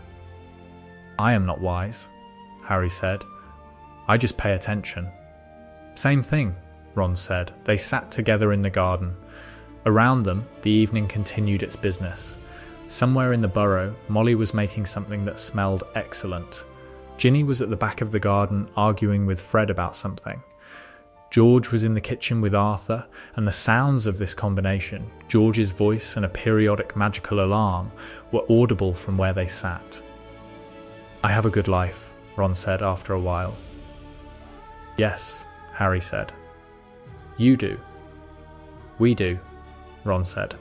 "Both of us." Harry looked at the garden, at the familiar, slightly wild, constantly managed garden that had been the geography of his earliest memories. The gnome Burrow beside the flower bed, the same one for 17 years. The gap in the hedge where Charlie had knocked through it at age 13 and that Arthur had repaired with a charm that left a slightly different quality of magically repaired hedge rather than naturally grown hedge. The particular corner where Harry and Ron had built things with sticks and magic when they were 4 and where the ground still had if you looked. The indentations of something that had once been constructed there. "We do," Harry said. The thread about Fred.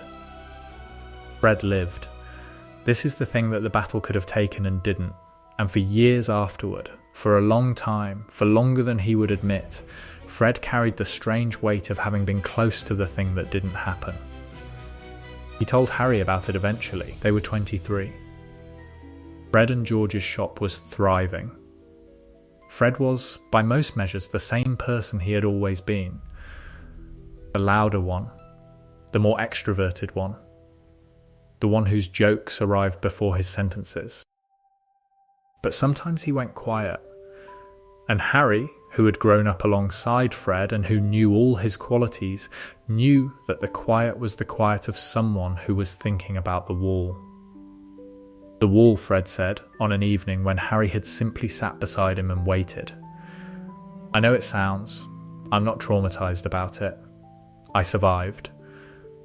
But sometimes I think about it. About the 15 seconds or the 30 seconds or however long it was before it collapsed. The people who didn't have those 15 seconds. "Yes," Harry said. "I think about Colin," Fred said. "Colin Creevey." Harry was quiet. "He didn't have the 15 seconds, Fred said. He came back to fight and he was too young and he didn't. He stopped. And I got 30 years or 40 or whatever I get, and he got 17. "Yes," Harry said. "Does it?" Fred paused. "Does it do that to you too? The thinking about who didn't? Harry thought about Cedric, about the graveyard, about the clear present moment of a person who was alive and who was dead and who had not been supposed to be there. Yes, Harry said. What do you do with it? Harry thought about this. The honest answer. I try to make it matter, he said. Not in a grand way, in the specific way of making the Tuesday matter, making the Sunday dinner matter, the thing they didn't get to have. I try to have it fully. Fred was quiet. Full Tuesday, Fred said. Yes, Harry said. Fred nodded. Something settled on his face. Not the resolution of the feeling, Harry knew from his own experience. That the feeling didn't resolve, it just became integrated. But the beginning of a way of holding it. George thinks I don't think about it, Fred said. Tell George, Harry said. He worries. He'd rather know, Harry said. Trust me. How do you know? Because he's a Weasley, Harry said. And Weasleys would rather know. Fred looked at him. You're a Weasley, he said. Yes, Harry said. Exactly, Fred told George. George's response was characteristically George, direct, without ceremony, with the total quality of someone who has been waiting for the conversation and who receives it with everything he has. Harry was not there for that conversation, but he heard about it from George, in the way he heard things in the family, which was in the margins of other conversations, over dinner, in passing. Talk to Fred, George said, once, sitting beside Harry at the kitchen table. I know, Harry said. Good conversation, George said. Good, Harry said. Thanks, George said. I didn't do anything, Harry said. You were there, George said. That's what you do, Harry said. In this family. You're there. George looked at him sideways. The George look, which was the Fred look, which was simultaneously the most familiar and the most particular look Harry had seen his whole life.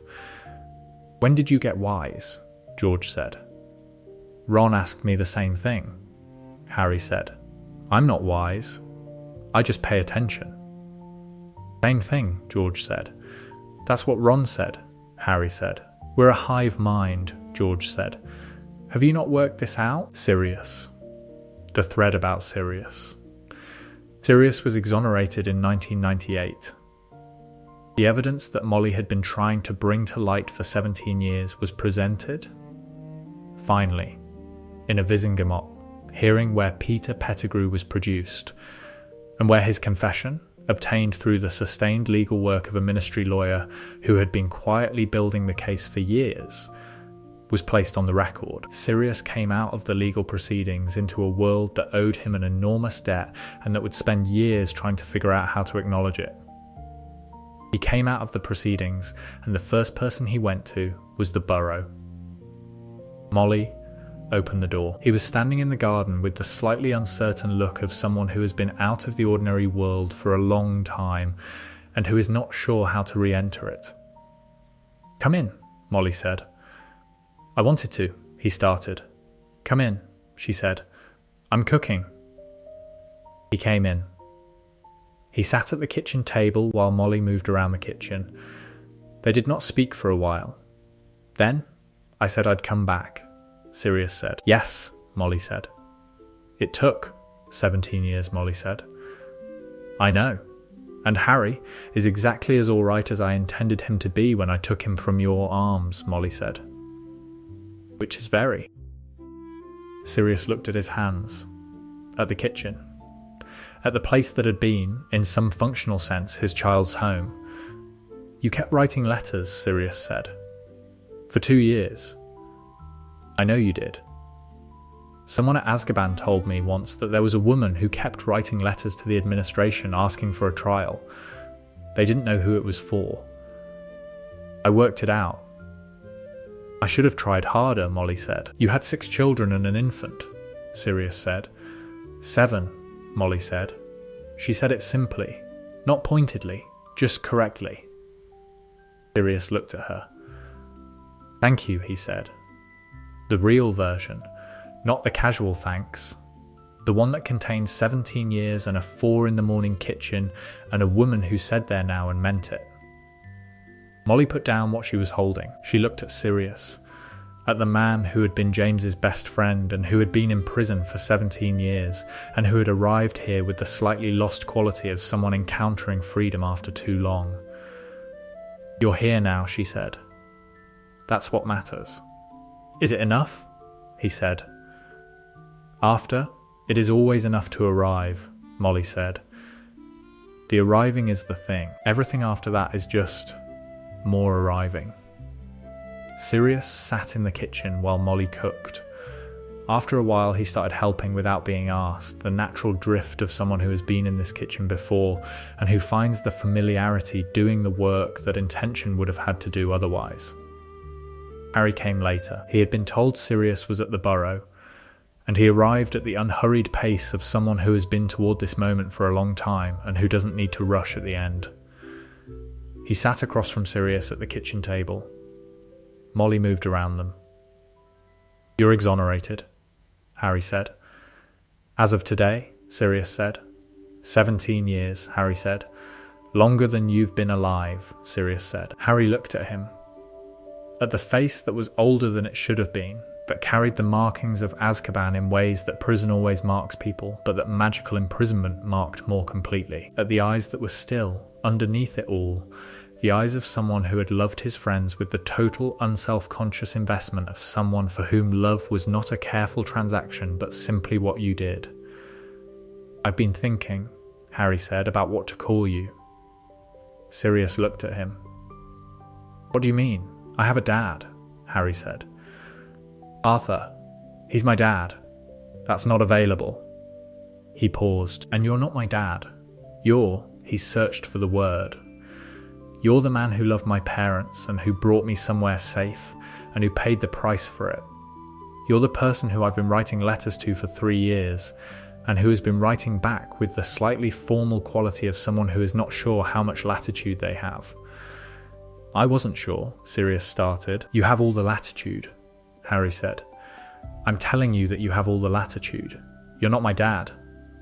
But you're," he found the word, "your family. In the Weasley sense, which is the only sense I have." Sirius looked at him for a long time. "The Weasley sense," he said. "Yes," Harry said. "You belong to us. In that sense. We're yours and you're ours, and it doesn't need a specific word." "Thank you," Sirius said. "You don't need to," Harry started. "Yes," Sirius said. "I do. Thank you." They sat at the table. Molly brought tea. Sirius looked around the kitchen at the evidence of years he had not been present for, the children's heights marked on the doorframe that included Harry's, the photographs on the walls, the accumulated warm debris of a family in continuous use. "He would have loved this," Sirius said. "James?" Harry said. "He would have loved what you've become," Sirius said. "I didn't know him as a father. He didn't get to be a father very long. But I knew him as a person. And the person I knew would have been..." He stopped. Very proud. And also insufferable about it. "He would have been telling everyone. He would have been telling everyone," Harry agreed. "You have his face," Sirius said. "You know that." "Everyone tells me that," Harry said. "And your mother's eyes," Sirius said. "That too," Harry said. "Tell me something no one else tells me."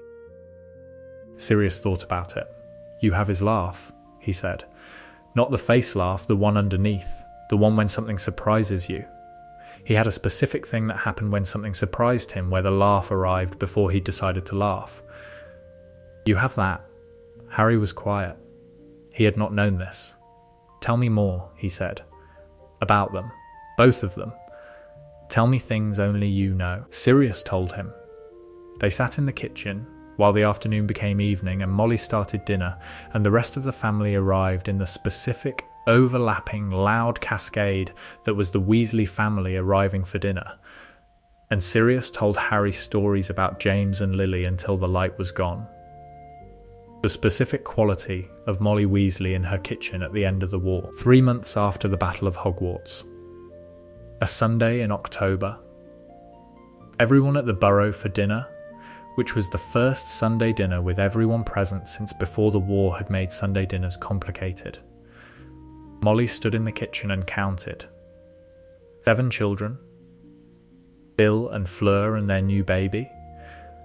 Charlie with mud on his boots, because Charlie always had mud on his boots. Percy, who had come home, who had spent the end of the war at the ministry doing what he believed in and who had needed, upon coming home, the specific, non-judgmental welcome that Molly was the only person in the world capable of providing.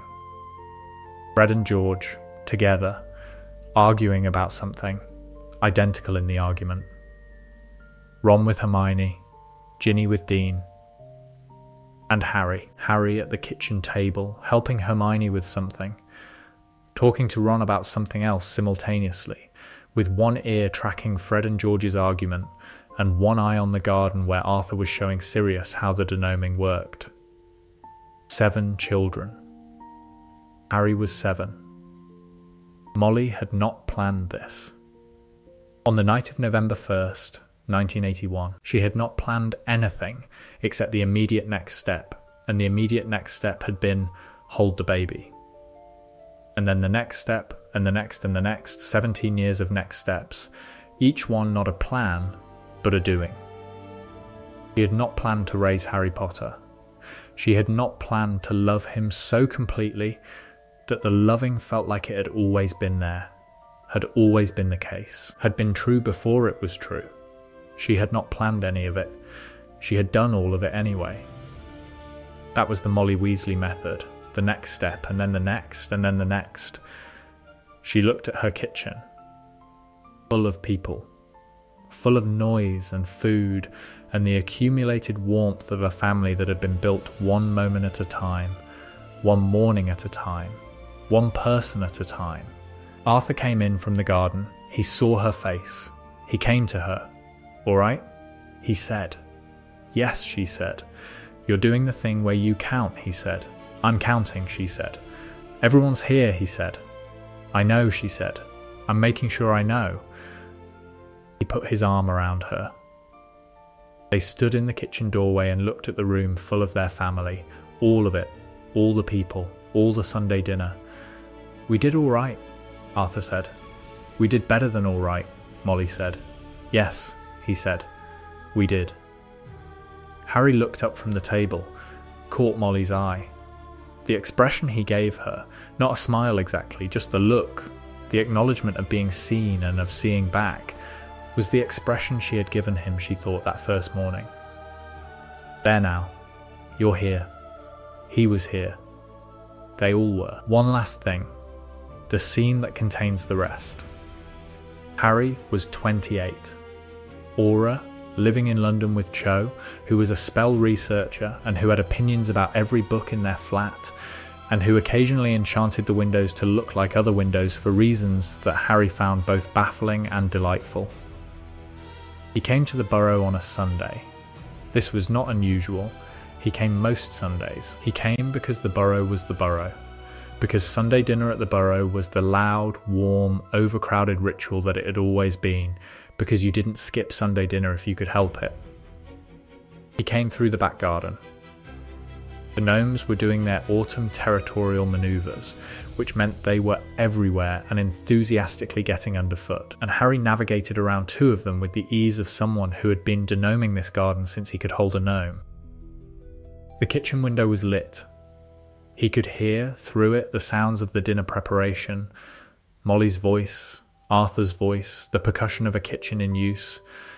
He could smell, even from the garden, the smell of a Sunday dinner in progress. He stood in the garden for a moment, just standing, looking at the kitchen window. He thought about the 4 a.m. night that had started this, about Sirius on the motorbike, about the decision made on a doorstep by a woman who had not been asked and who had done it anyway, who had taken one look at a baby and a grieving man, and who had said come inside and had meant it so completely that it had changed the shape of everything. He thought about Molly at 9 a.m. telling him about his parents, about Arthur with a broken radio and now you put it back together, about the Hogwarts letter arriving with Ron's and Molly crying at the kitchen table, about Ron beside him in every room he could remember. He thought about the war, about what he had known going into the forest that he was protecting. Not the abstract, not the idea of safety, not the principle of a world without Voldemort. The specific things, this kitchen window, this garden, the gnome currently attempting to bite his boot, the smell of Sunday dinner, the voices inside, this, all of this. He went inside. "You're late," Molly said. "I was in the garden," Harry said. "The gnomes again?" "A bit," Harry said. "Sit down," she said. "It's almost ready." He sat down. Ron was already there, with Hermione. Fred and George arrived from the direction of the garden, with mud that suggested they had been up to something that involved the garden gnomes in a way that probably had not been helpful. Ginny and Dean came through the front. Bill and Charlie and Percy arrived in various stages of being on time. Arthur poured pumpkin juice. Sirius, who came most Sundays, arrived last and sat down with the easy familiarity of someone who had been coming to Sunday dinners long enough to have a preferred chair. "All right," Molly said from the kitchen. Everyone eat. The noise that followed was the noise Harry had grown up with. It was the noise of a dozen people all doing the things they did at a dinner table, talking over each other, arguing about something, someone laughing too loudly at something someone else said. It was the noise of the Burrow. It was the noise that was home. Harry looked around the table. At everyone. At the accumulated people of his life. He thought, this is it. This is the thing. Not the war. Not the scar. Not the prophecy, or the Horcruxes, or the extraordinary difficulty of having been the person he was required to be. This table. These people. The Sunday dinner. The gnomes in the garden. The kitchen that was always too small and always full and always exactly right. This was the thing that 4 in the morning in 1981 had made possible. This was the gift that a woman with 2 babies in her arms and an absolute conviction that she knew what was needed had given him. This was the accumulation of every moment, every breakfast and every argument and every letter and every Sunday dinner and every denoming and every sweater and every hug and every there now. You're here. Molly sat down across from him. She looked at him in the specific way she had always looked at him, the look that was not performing anything, that was simply paying full attention. "What?" she said. "Nothing," Harry said. "You're looking at me like that again," she said. "I'm allowed to look at you," Harry said. "You're allowed," she said. "But that look is the look you do when you're about to say something." "I was thinking," Harry said. "Tell me," she said. He thought about how to say it, about the honest version of what he was thinking, the one that didn't require the full story to make sense of, the version that was enough. "I was thinking about Sirius," Harry said. "About the night he brought me here. About what you did." Molly looked at him. "I was thinking," Harry said, "about what would have been if you hadn't. If you'd," he paused, "if you'd done the sensible thing. Given me to Dumbledore, let him take me wherever he was going to take me. If you'd said, 'This isn't mine to do.'" "It was mine to do," Molly said. "I know," Harry said. "That's not..." He stopped. Started again. "I wanted to thank you, properly, for taking me. For making this," he gestured at the table, at the room, at all of it. "For making this my home." Molly looked at him for a long moment. "Harry," she said. "Yes, you don't need to thank me," she said. "Not for that." "I want to," he said. "I know you do," she said. "And I want you to know that the thanking is, it matters to me. But what I need you to know is, it wasn't a decision. Do you understand? It wasn't a choice I made and then reconsidered and then confirmed. There was no deliberation. There was a baby, and there was what needed doing. And you did it," Harry said. "Yes," she said. "Because that's what you do." Harry looked at her, at Molly Weasley, who had taken him in at 4 a.m. with a baby in each arm, and who had said there now in the specific certain voice that meant "you are mine and this is real," who had given him the most valuable thing you can give a child, the evidence, daily and specific and completely reliable, that the world contained people for whom he was the point. "Thank you," he said. "You're welcome," she said.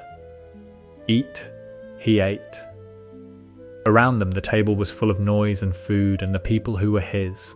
Outside, the gnomes were doing whatever gnomes did on Sunday evenings.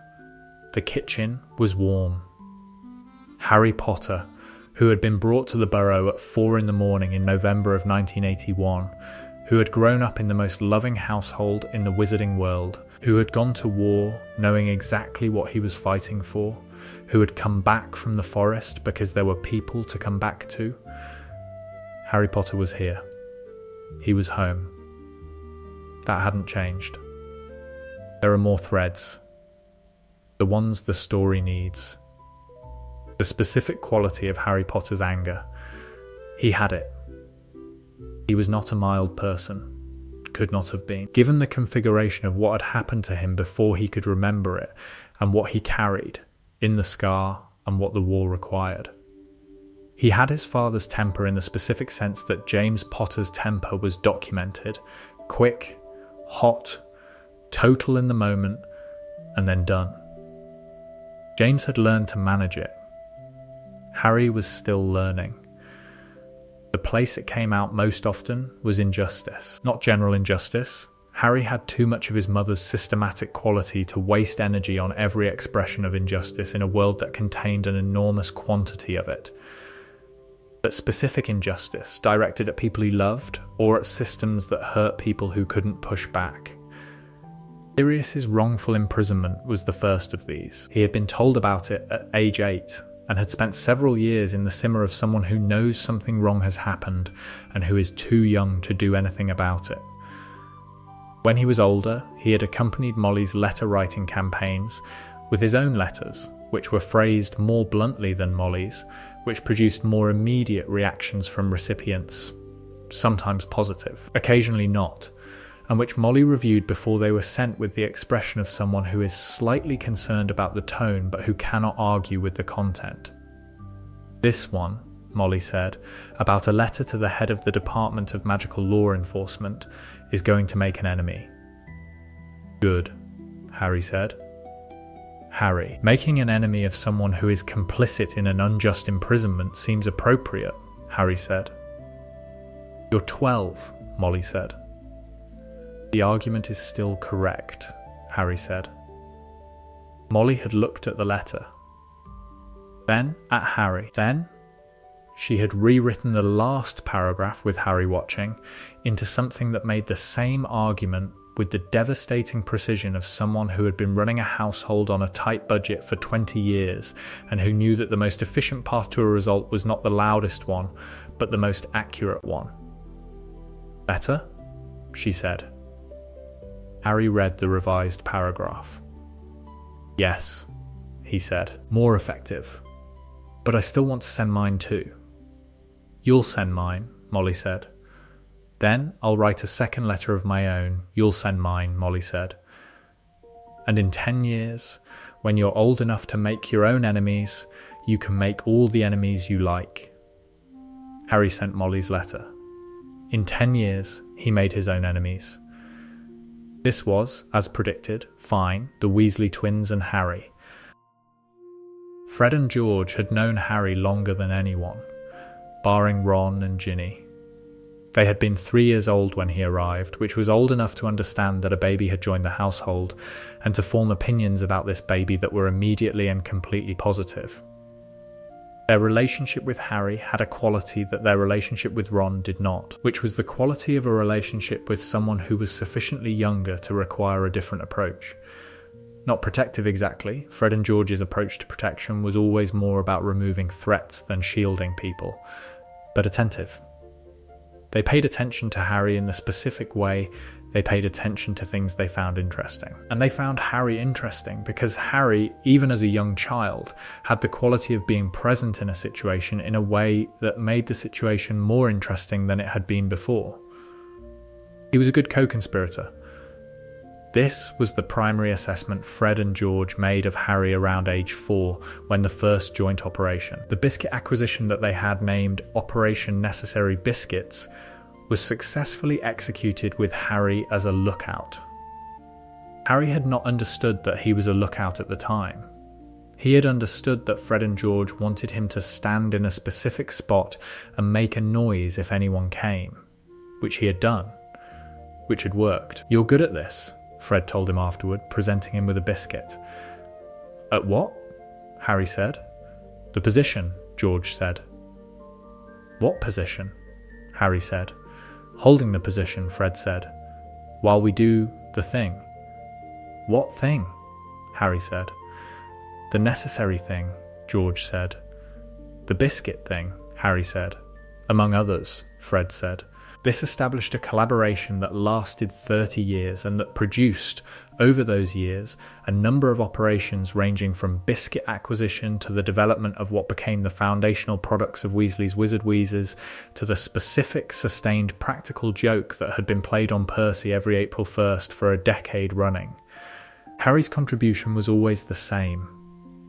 The specific, patient, ground-level quality of someone who was willing to hold a position while something happened. Not because he was passive. He was not passive. He was the opposite of passive. The war had made that clear.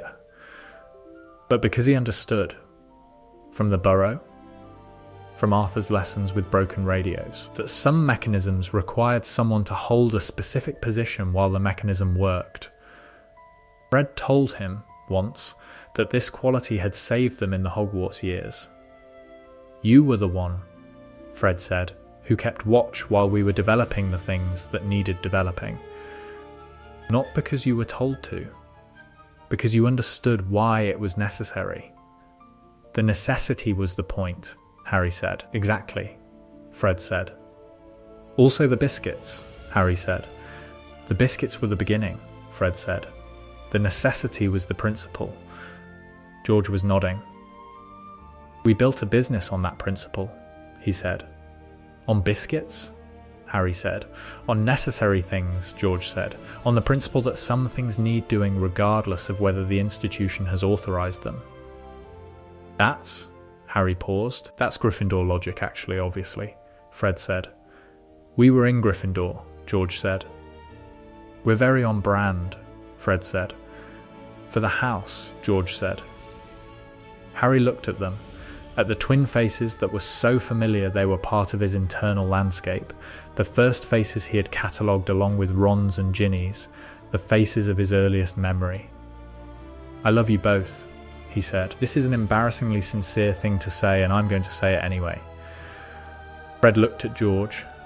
"He's gotten sincere," Fred said. "The war did it," George said. "Being a reasonable adult," Harry said. "The war," Fred confirmed. "Right," Harry said. "The war." They grinned at him, together, simultaneously in the way they always had. He grinned back. The letter to James and Lily. Harry wrote it when he was 16. Not to post. There was nowhere to post it to. No address for the dead.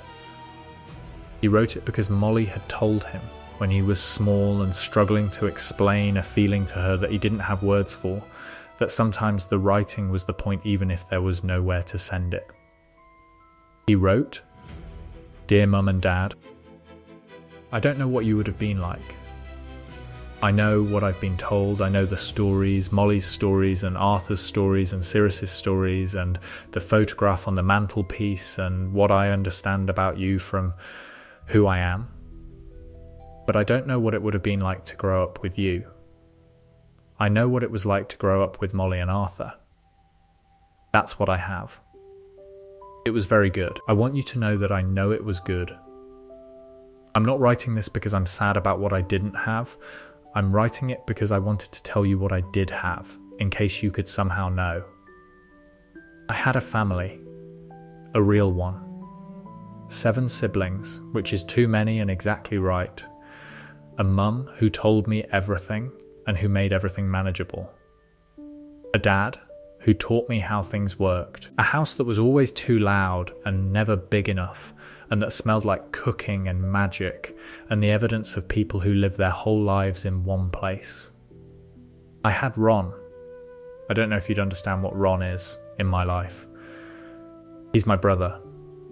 Not technically, I know, but the way that matters more than technically. He was there before I could remember anything, and he'll be there for everything. I had the war, which you know about better than I do. I won it. Or we won it, which is a complicated word for a complicated thing. I don't know what I would have been without the Weasleys when I went into that war. I think I would have been brave. I know I would have been brave, that's in me, that's yours probably, but I think I would have been brave in a lonelier way. I'm not lonely.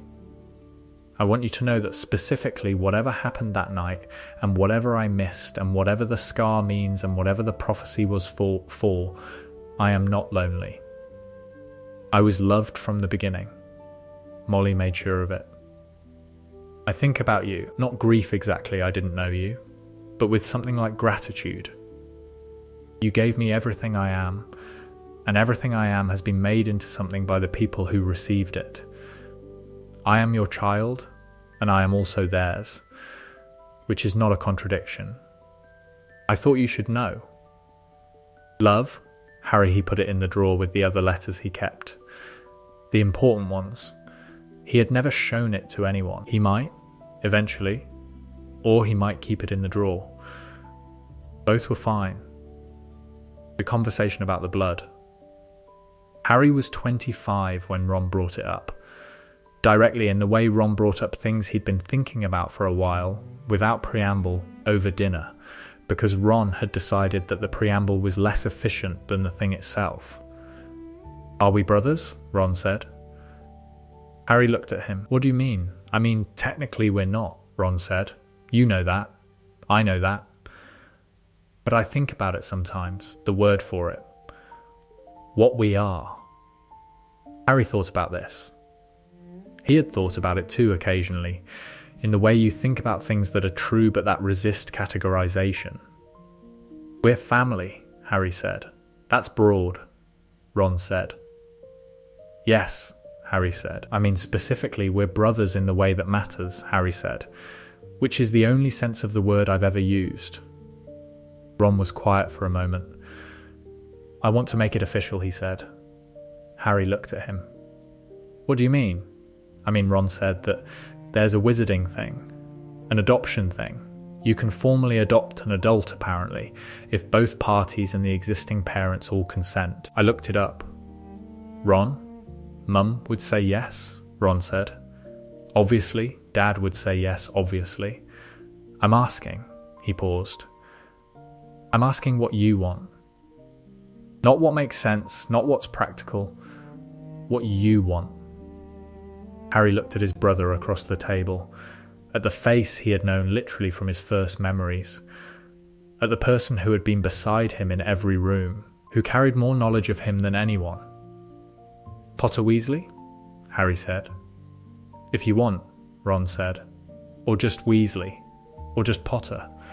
Whatever, Potter Weasley," Harry said. Ron looked at him. "I want to keep Potter," Harry said. "That's my parents. That's mine, but I also want the Weasley." "Officially, both," Ron said. "Both," Harry said. They did the paperwork. Molly cried, which was expected. Arthur said something that nobody could fully hear, because his voice had gone quiet in the specific way it went quiet when he was managing something too large for his ordinary register. Sirius, who had been told in advance, had sent a letter that arrived the same morning as the paperwork, which said, "James would have laughed and then cried," in that order. Lily would have just known this was coming. Harry Potter Weasley. That was the name. That was who he was. Both things, always both things. the child of James and Lily, the child of Arthur and Molly, the brother of all of them, the member of the most crowded, most loving, most specifically real family in the wizarding world. That was the whole story. This is what was different when Harry Potter was raised by the Weasleys. Not the bravery. The bravery was always going to be there, was in him from the first cell, was the Potter thing, was the gift from two people who had died defending each other and who had produced a child who was constitutionally incapable of walking away from a fight that needed fighting. Not the intelligence, that was there too.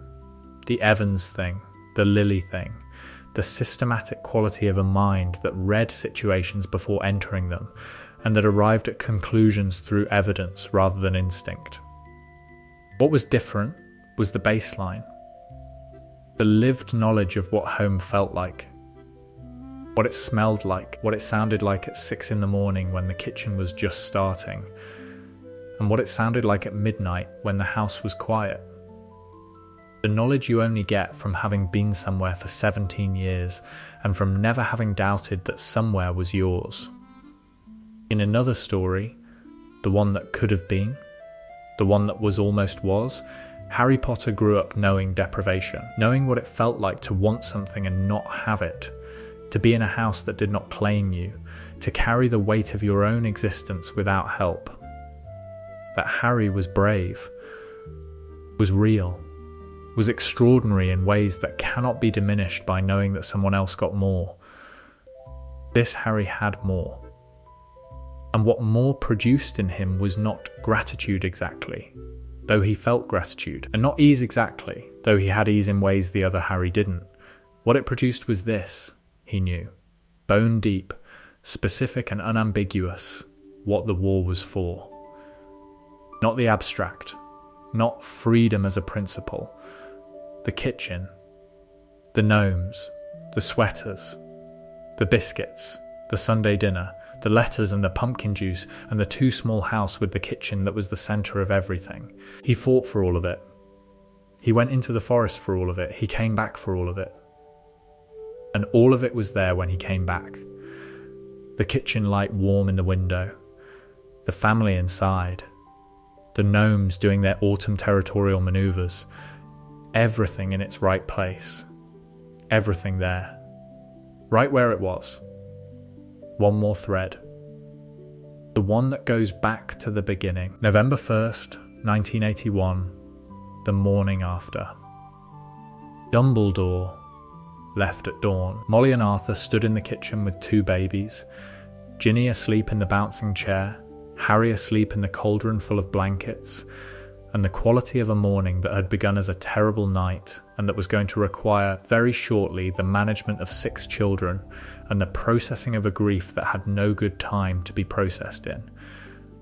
"We don't know enough about him," Arthur said, looking at Harry. "He's 15 months old," Molly said. "He eats and sleeps and needs holding." "I mean in the longer term," Arthur said. "We don't know what he needs." "What, Lily and James?" "I know what Lily wanted," Molly said. "She wanted him loved. Specifically, by specific people, in a specific house. That's what she wanted for all of us, and for all of them, and for everyone she loved." She looked at Harry in the cauldron. "We can do that. We have 6, 7, Molly said. She said it with the same certainty she had said everything important in their marriage completely, without the possibility of arguing it. "We have 7. Arthur looked at his wife, at the woman he had married who had always been more than he had expected, and who continued, throughout their life together, to exceed the already high expectations. 7, he said. "Yes," she said. "Molly." "Arthur," she said. "He has nobody. He has a vault at Gringotts and a scar on his forehead, and he had parents who loved him and who are dead, and he is 15 months old, and I am not sending him to Petunia Evans, who does not want him when I am standing right here, and I want him." Arthur looked at her. "You already want him," Arthur said. "I wanted him from the moment he grabbed my collar," Molly said. Arthur was quiet for a moment. Then, slowly, he smiled. It was the specific smile he had for Molly when she did something that reminded him of why he had married her, which was roughly twice a week. "All right," he said. "7. Don't make it complicated," she said. "It's not complicated. Everything is complicated," Arthur said. "People, lives, the ministry, magic, the world. The baby is not complicated," Molly said. "The baby needs feeding." She picked up Harry. He woke, looked at her. She looked back. The kitchen was the kitchen. The light was the early morning light of November, which was not warm or forgiving, but which was light. The children upstairs were asleep. Outside, the gnomes were doing their November business, which was approximately the same as their October business, which was to be gnomes. "Hello," Molly said to Harry. He grabbed her collar. She held him. "You're here," she said. And the rest is all of the above. The years that followed. The 6 children becoming 7. The letters and the sweaters and the denomings and the Sunday dinners and the 2 people in the train compartment and the toad owner who became the 3rd and the sorting and Gryffindor and Hogwarts and the war and the forest and the coming back. All of it coming from this. A woman in a kitchen at dawn, holding a baby who was not hers and who was entirely hers. Saying there now and you're here and meaning both things completely. The Burrow. The home. Harry was there. He had always been there. There are still more threads. Let us pull them. Ron and Harry in the years before Hogwarts. There is no clean first memory of Ron for Harry. The first memory is just Ron. Present. Continuous. There from before the remembering. But there are moments that stand out in the accumulated texture of those years.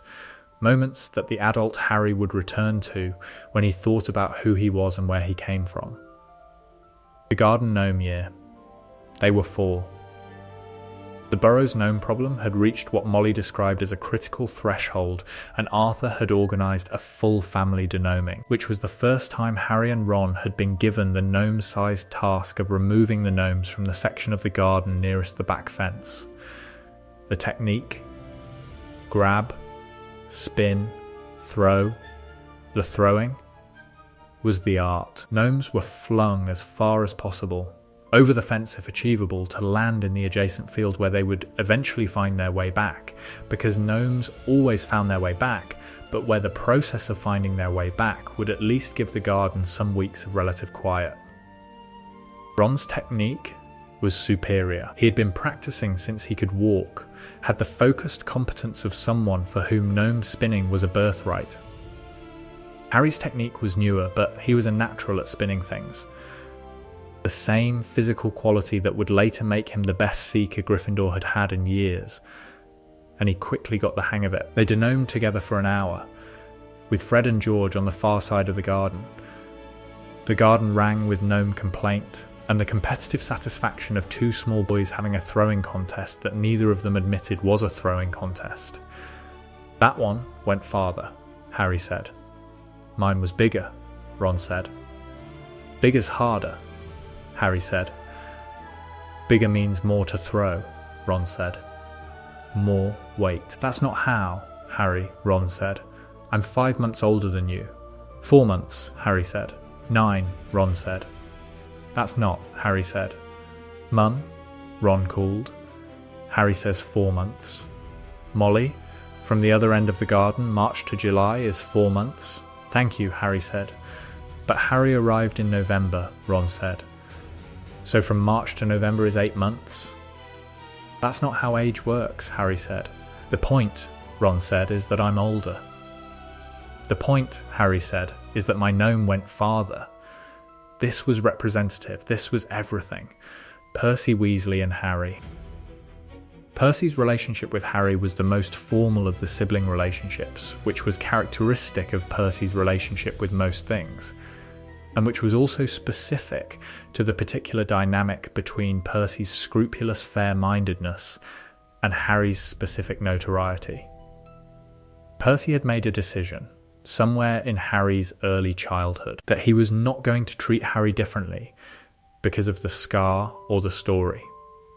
He was not going to be warmer to Harry than to his other siblings because that would be patronizing. He was not going to be cooler because that would be unkind. He was going to be precisely the same to Harry as to everyone else, which was the Percy standard of fairness and which produced in their relationship a slightly formal warmth. Harry had understood this about Percy since he was about 10. He had not found it cold. He had found it in the specific way he had learned to find Percy things. A form of respect that was unusual, and that was specifically Percy's. Percy thinks. Ron started, once, in second year, with a tone that suggested that what Percy thought was going to be ridiculous. Percy thinks you deserve to be treated like everyone else, Harry finished. Ron blinked. Yes, actually, it's nice, Harry said. Everyone else treats me differently about the scar thing. Percy doesn't. Percy treats everyone the same, Ron said. That's because Percy has decided there's a correct way to treat everyone, and he's applied it universally. That's still nice, Harry said. It's very Percy, Ron said. Yes, Harry said. That's the same thing. Ron thought about this. You like Percy, Ron said, as if discovering something. I like all of you, Harry said. We're infuriating, Ron said. Often, Harry said. Yes, Percy's specific contribution to Harry's life, he was the one who brought Harry books. Not textbooks. Percy gave textbooks as a matter of course. But the kind of books that were adjacent to what you were studying. The kind that added context. The kind that Lily Evans would have been pleased about. Harry figured this out in third year. Percy was trying to give Harry what Percy imagined Lily Potter would have given him. The books adjacent to curriculum were Percy's version of a mother's academic warmth, offered in the specific, sideways, deniable way that Percy offered most emotional things. Harry thanked him for it once. Directly, Percy had looked extremely uncomfortable. He had then said, "You're welcome," in the register of someone completing a transaction and moving on. And then, after a pause, "Your mother was very academically accomplished." I know, Harry said. She would have given you books, Percy said. I know, Harry said. So, Percy said. So, Harry said. Thank you. Percy went away. Harry kept the book. Both of them filed the exchange under the category of things that were said adequately. Hermione Granger and the Weasley family. She arrived in their lives at age 11 on a train asking about a toad, and she was fully integrated by Christmas of that year, and she never fully left. The integration happened in the specific Weasley way, not through a decision, not through an invitation, but through Hermione simply being there enough that being there became her position. She was there in the compartment, asking about the toad. She was there in the dormitory, studying. She was there when the troll happened, and there when the stone was under threat, and there every time anything required the kind of engagement that Hermione Granger provided, which was the engagement of someone who gave everything she had to everything she was involved in. The Burrow received her in second year. Molly had heard about her from Harry and from Ron's letters, which described Hermione with the slightly bewildered appreciation of someone who finds a person very useful and who hasn't quite worked out what else they feel yet. Hermione arrived at the Burrow and stood in the kitchen and looked at the evidence of a family that lived completely in its space. The photographs and the mismatched mugs and the slightly chaotic organisational system and the garden visible through the window. And something happened on her face that she immediately controlled, but that Molly, who had been reading children's faces for 30 years, did not miss. Sit down, Molly said. I'll make tea. Thank you, Hermione said. Harry and Ron are in the garden, Molly said. I know, Hermione said. I can wait. Or you could join them, Molly said. I'm helping you, Hermione said. Molly looked at her. at the 11-year-old who had arrived at her kitchen and had immediately and without apparent deliberation positioned herself as useful. The daughter of Muggle parents, an only child, the kind of child who had grown up in smaller, quieter, more contained spaces than this. "What kind of tea do you like?" Molly said. "Strong," Hermione said, "with milk." "Good girl," Molly said. They made tea together. Hermione asked questions about the kitchen, what the spells were, how they worked, why the wooden spoon was enchanted differently from the ladle. Molly answered all of them. By the end of the tea, they had covered 4 topics, and Hermione had made 3 accurate observations about the magical methodology of the kitchen that Molly had not articulated in those terms before. "You're clever," Molly said. "Yes," Hermione said. Not with arrogance, with the simple, slightly cautious accuracy of someone who has been told this their whole life and who has not yet fully worked out whether it is a compliment or a liability. "In this family," Molly said, "clever is very welcome." Hermione looked at her. Something in the specific caution in her face relaxed. Very slightly. The beginning of something. "Thank you," she said. "Don't mention it," Molly said. "Now go find Harry and Ron before they do something inadvisable." "Are they likely to do something inadvisable?" "They're always likely," Molly said. Hermione went. She found them. She has been with them since. The specific relationship between Harry and Arthur Weasley, in a house with Molly's warmth and the siblings' specific, total, all-consuming presence. Arthur's contribution to Harry's upbringing was quieter and therefore more important to name. Arthur had a theory about Harry, not one he articulated, not one he told anyone, but a theory, a working hypothesis that organised how he engaged. The theory was, Harry had been given, in the first year of his life, the very best of his parents, and then the best had been taken away, and the best needed to be continued, not replaced, continued by whoever was there to continue it. Arthur was not sure he was adequate to the task of continuing what James and Lily had started. He was not, in his own assessment, a particularly exceptional person, a decent man, a good father, someone who found things genuinely interesting and who tried to act well in the world. The gap between that and James and Lily felt sometimes very large. He addressed this gap by being very specifically himself. He was interested in things. He was interested in Muggle things specifically, but also in magical things, and in the overlap between them, and in the general, persistent, fascinating question of how the world was constructed and why. He shared this interest with everyone around him, including Harry, including especially Harry, because Harry received it with a quality that was different from how his own children received it. His own children had grown up with his interest and had therefore integrated it, had, over years, metabolized it into background. It was Dad's thing. They were fond of it. They found it embarrassing sometimes, and they all underneath found the world genuinely interesting because of it. But they had not chosen to find it interesting. It had been installed in them through exposure. Harry had chosen it. Harry received Arthur's specific, genuine interest in the world with the response of someone choosing to engage rather than absorbing by proximity. Harry asked questions, real questions, second-order questions, the questions that went beyond the explanation into the mechanism. This produced, between Arthur and Harry, the relationship of 2 people who have found in each other an unexpected intellectual companion. Not father and son exactly, not the performing of that role. Something more specific. 2 people who both found the world interesting and who found each other's interest in the world genuinely useful. "Tell me about the flying car," Harry said, when he was 10 and had discovered that Arthur had in fact built a flying Ford Anglia in the shed and that this car existed. "It was an experiment," Arthur said. "In what?" "In whether the charms for lightening and elevation could be applied to a Muggle vehicle without affecting the underlying Muggle mechanisms," Arthur said. And? They can, Arthur said, though the combination produces some unexpected interactions with the steering. Can I see it?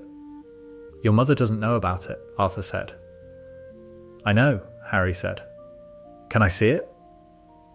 Arthur showed him the car. They sat in it in the shed for an hour, with Arthur explaining the charms and Harry asking about the mechanisms. No one asked them what they were doing. This was partly because the shed was well out of earshot, and partly because Molly had a sense for when Arthur and Harry were having a shed-adjacent conversation, and had decided that the shed-adjacent conversations were Arthur's territory. What's the maximum altitude? Harry said. I haven't tested it, Arthur said. Why not? Because testing altitude is the kind of thing that attracts ministry attention, Arthur said. But theoretically, Arthur said, quite high. The charms are scaled. The limiting factor is the engine temperature at altitude. So if you, Harry said. Yes, Arthur said, but we're not going to. No, Harry said. Of course not. A pause. But if we were, Arthur said, I'd want to address the engine temperature issue first. They had several versions of this conversation over several years. The flying car was not flown at maximum altitude. The flying car was, eventually, borrowed by Harry and Ron in second year when it was the available option, and was lost in the Forbidden Forest. And Arthur received this news with the complicated expression of a man who is worried about his son and his son's brother, and who is also unable to be entirely undelighted that the car had made it to Scotland. I'm not angry, Arthur told Harry when they returned from Hogwarts for Christmas. I know, Harry said. Molly's response told me you weren't angry. What did Molly's response tell you? That you were impressed, Harry said. I was mildly, Arthur paused. I was somewhat impressed by the navigation. We just flew in a straight line, Harry said. Across England in the dark without instruments, Arthur said. That's navigation. I suppose it is, Harry said. Arthur patted his shoulder. Your father, he said, would have done the same thing. Is that a compliment? Harry said. It's an accurate statement, Arthur said. Whether it's a compliment is up to you. Harry thought about it. Compliment, he said. Then yes, Arthur said. It is one. The Weasley sweater. Harry got a sweater every Christmas from the time he arrived at the Burrow. This was not notable, everyone got a sweater. The sweater had a letter, everyone's had a letter. The sweater was too long in the sleeves, everyone's was too long in the sleeves, because Molly knitted with optimism about future growth. The first sweater Harry received was in December of 1981. He was too small for it. It was a sweater sized for a much larger child, because Molly had made it at the size she expected him to be in 3 years rather than the size he was, and it hung off him comically and draped around him like a robe. It was green. It had an H on the front. Arthur photographed it.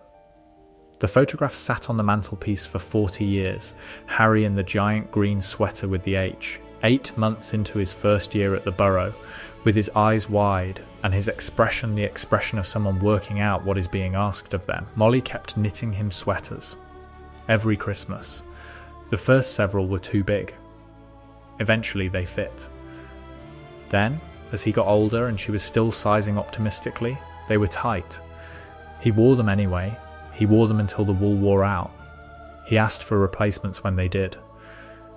Molly always seemed slightly surprised that he asked, which surprised him, who wouldn't ask for replacements. Most people grow out of wanting them, Molly said. I will never grow out of wanting them, Harry said.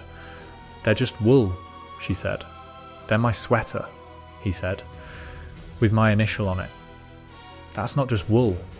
Molly looked at him, at the 23-year-old Aura who was standing in her kitchen holding a sweater that had finally given up, and who was requesting a replacement. Forest green again? She said. Forest green, Harry said. She made it. She always did. He wore it until it was done, And then he asked again, and she made it again, and this was how it worked, and this was how it would always work. And that was the point. The point was always the same point. He was here. He was hers. He'd been here his whole life. That was the whole story. The sweater was just the evidence. The hat. The hat sat on its stool in the Great Hall of Hogwarts and knew, when Harry Potter arrived to be sorted, that something was different. Not unusual, the hat had been sorting children for 1,000 years, and different was the baseline. Every child was different. That was the point. The assessment was the point. What was different about Harry Potter was the character of the difference. The hat had sorted children who came from love before. Pure blood families, muggle families, families in between. The sorting had encountered love in most of its forms. But it had rarely encountered this specific form, the love of people who had chosen rather than inherited, who had received rather than produced, who had said, yes, this child, specifically this one, is ours in the full knowledge that they were choosing something difficult, and who had then done it completely. The Weasley household was in Harry like weather, not performed or adopted, integrated. The specific, ambient quality of people who had been loved by Molly Weasley suffused him in ways he did not know how to name, but that the hat could see clearly. The baseline assumption of acceptance, the complete ease of being the specific person he was without managing the presentation of it, the warmth that did not have to be earned because it had never been conditional. And underneath it, James and Lily.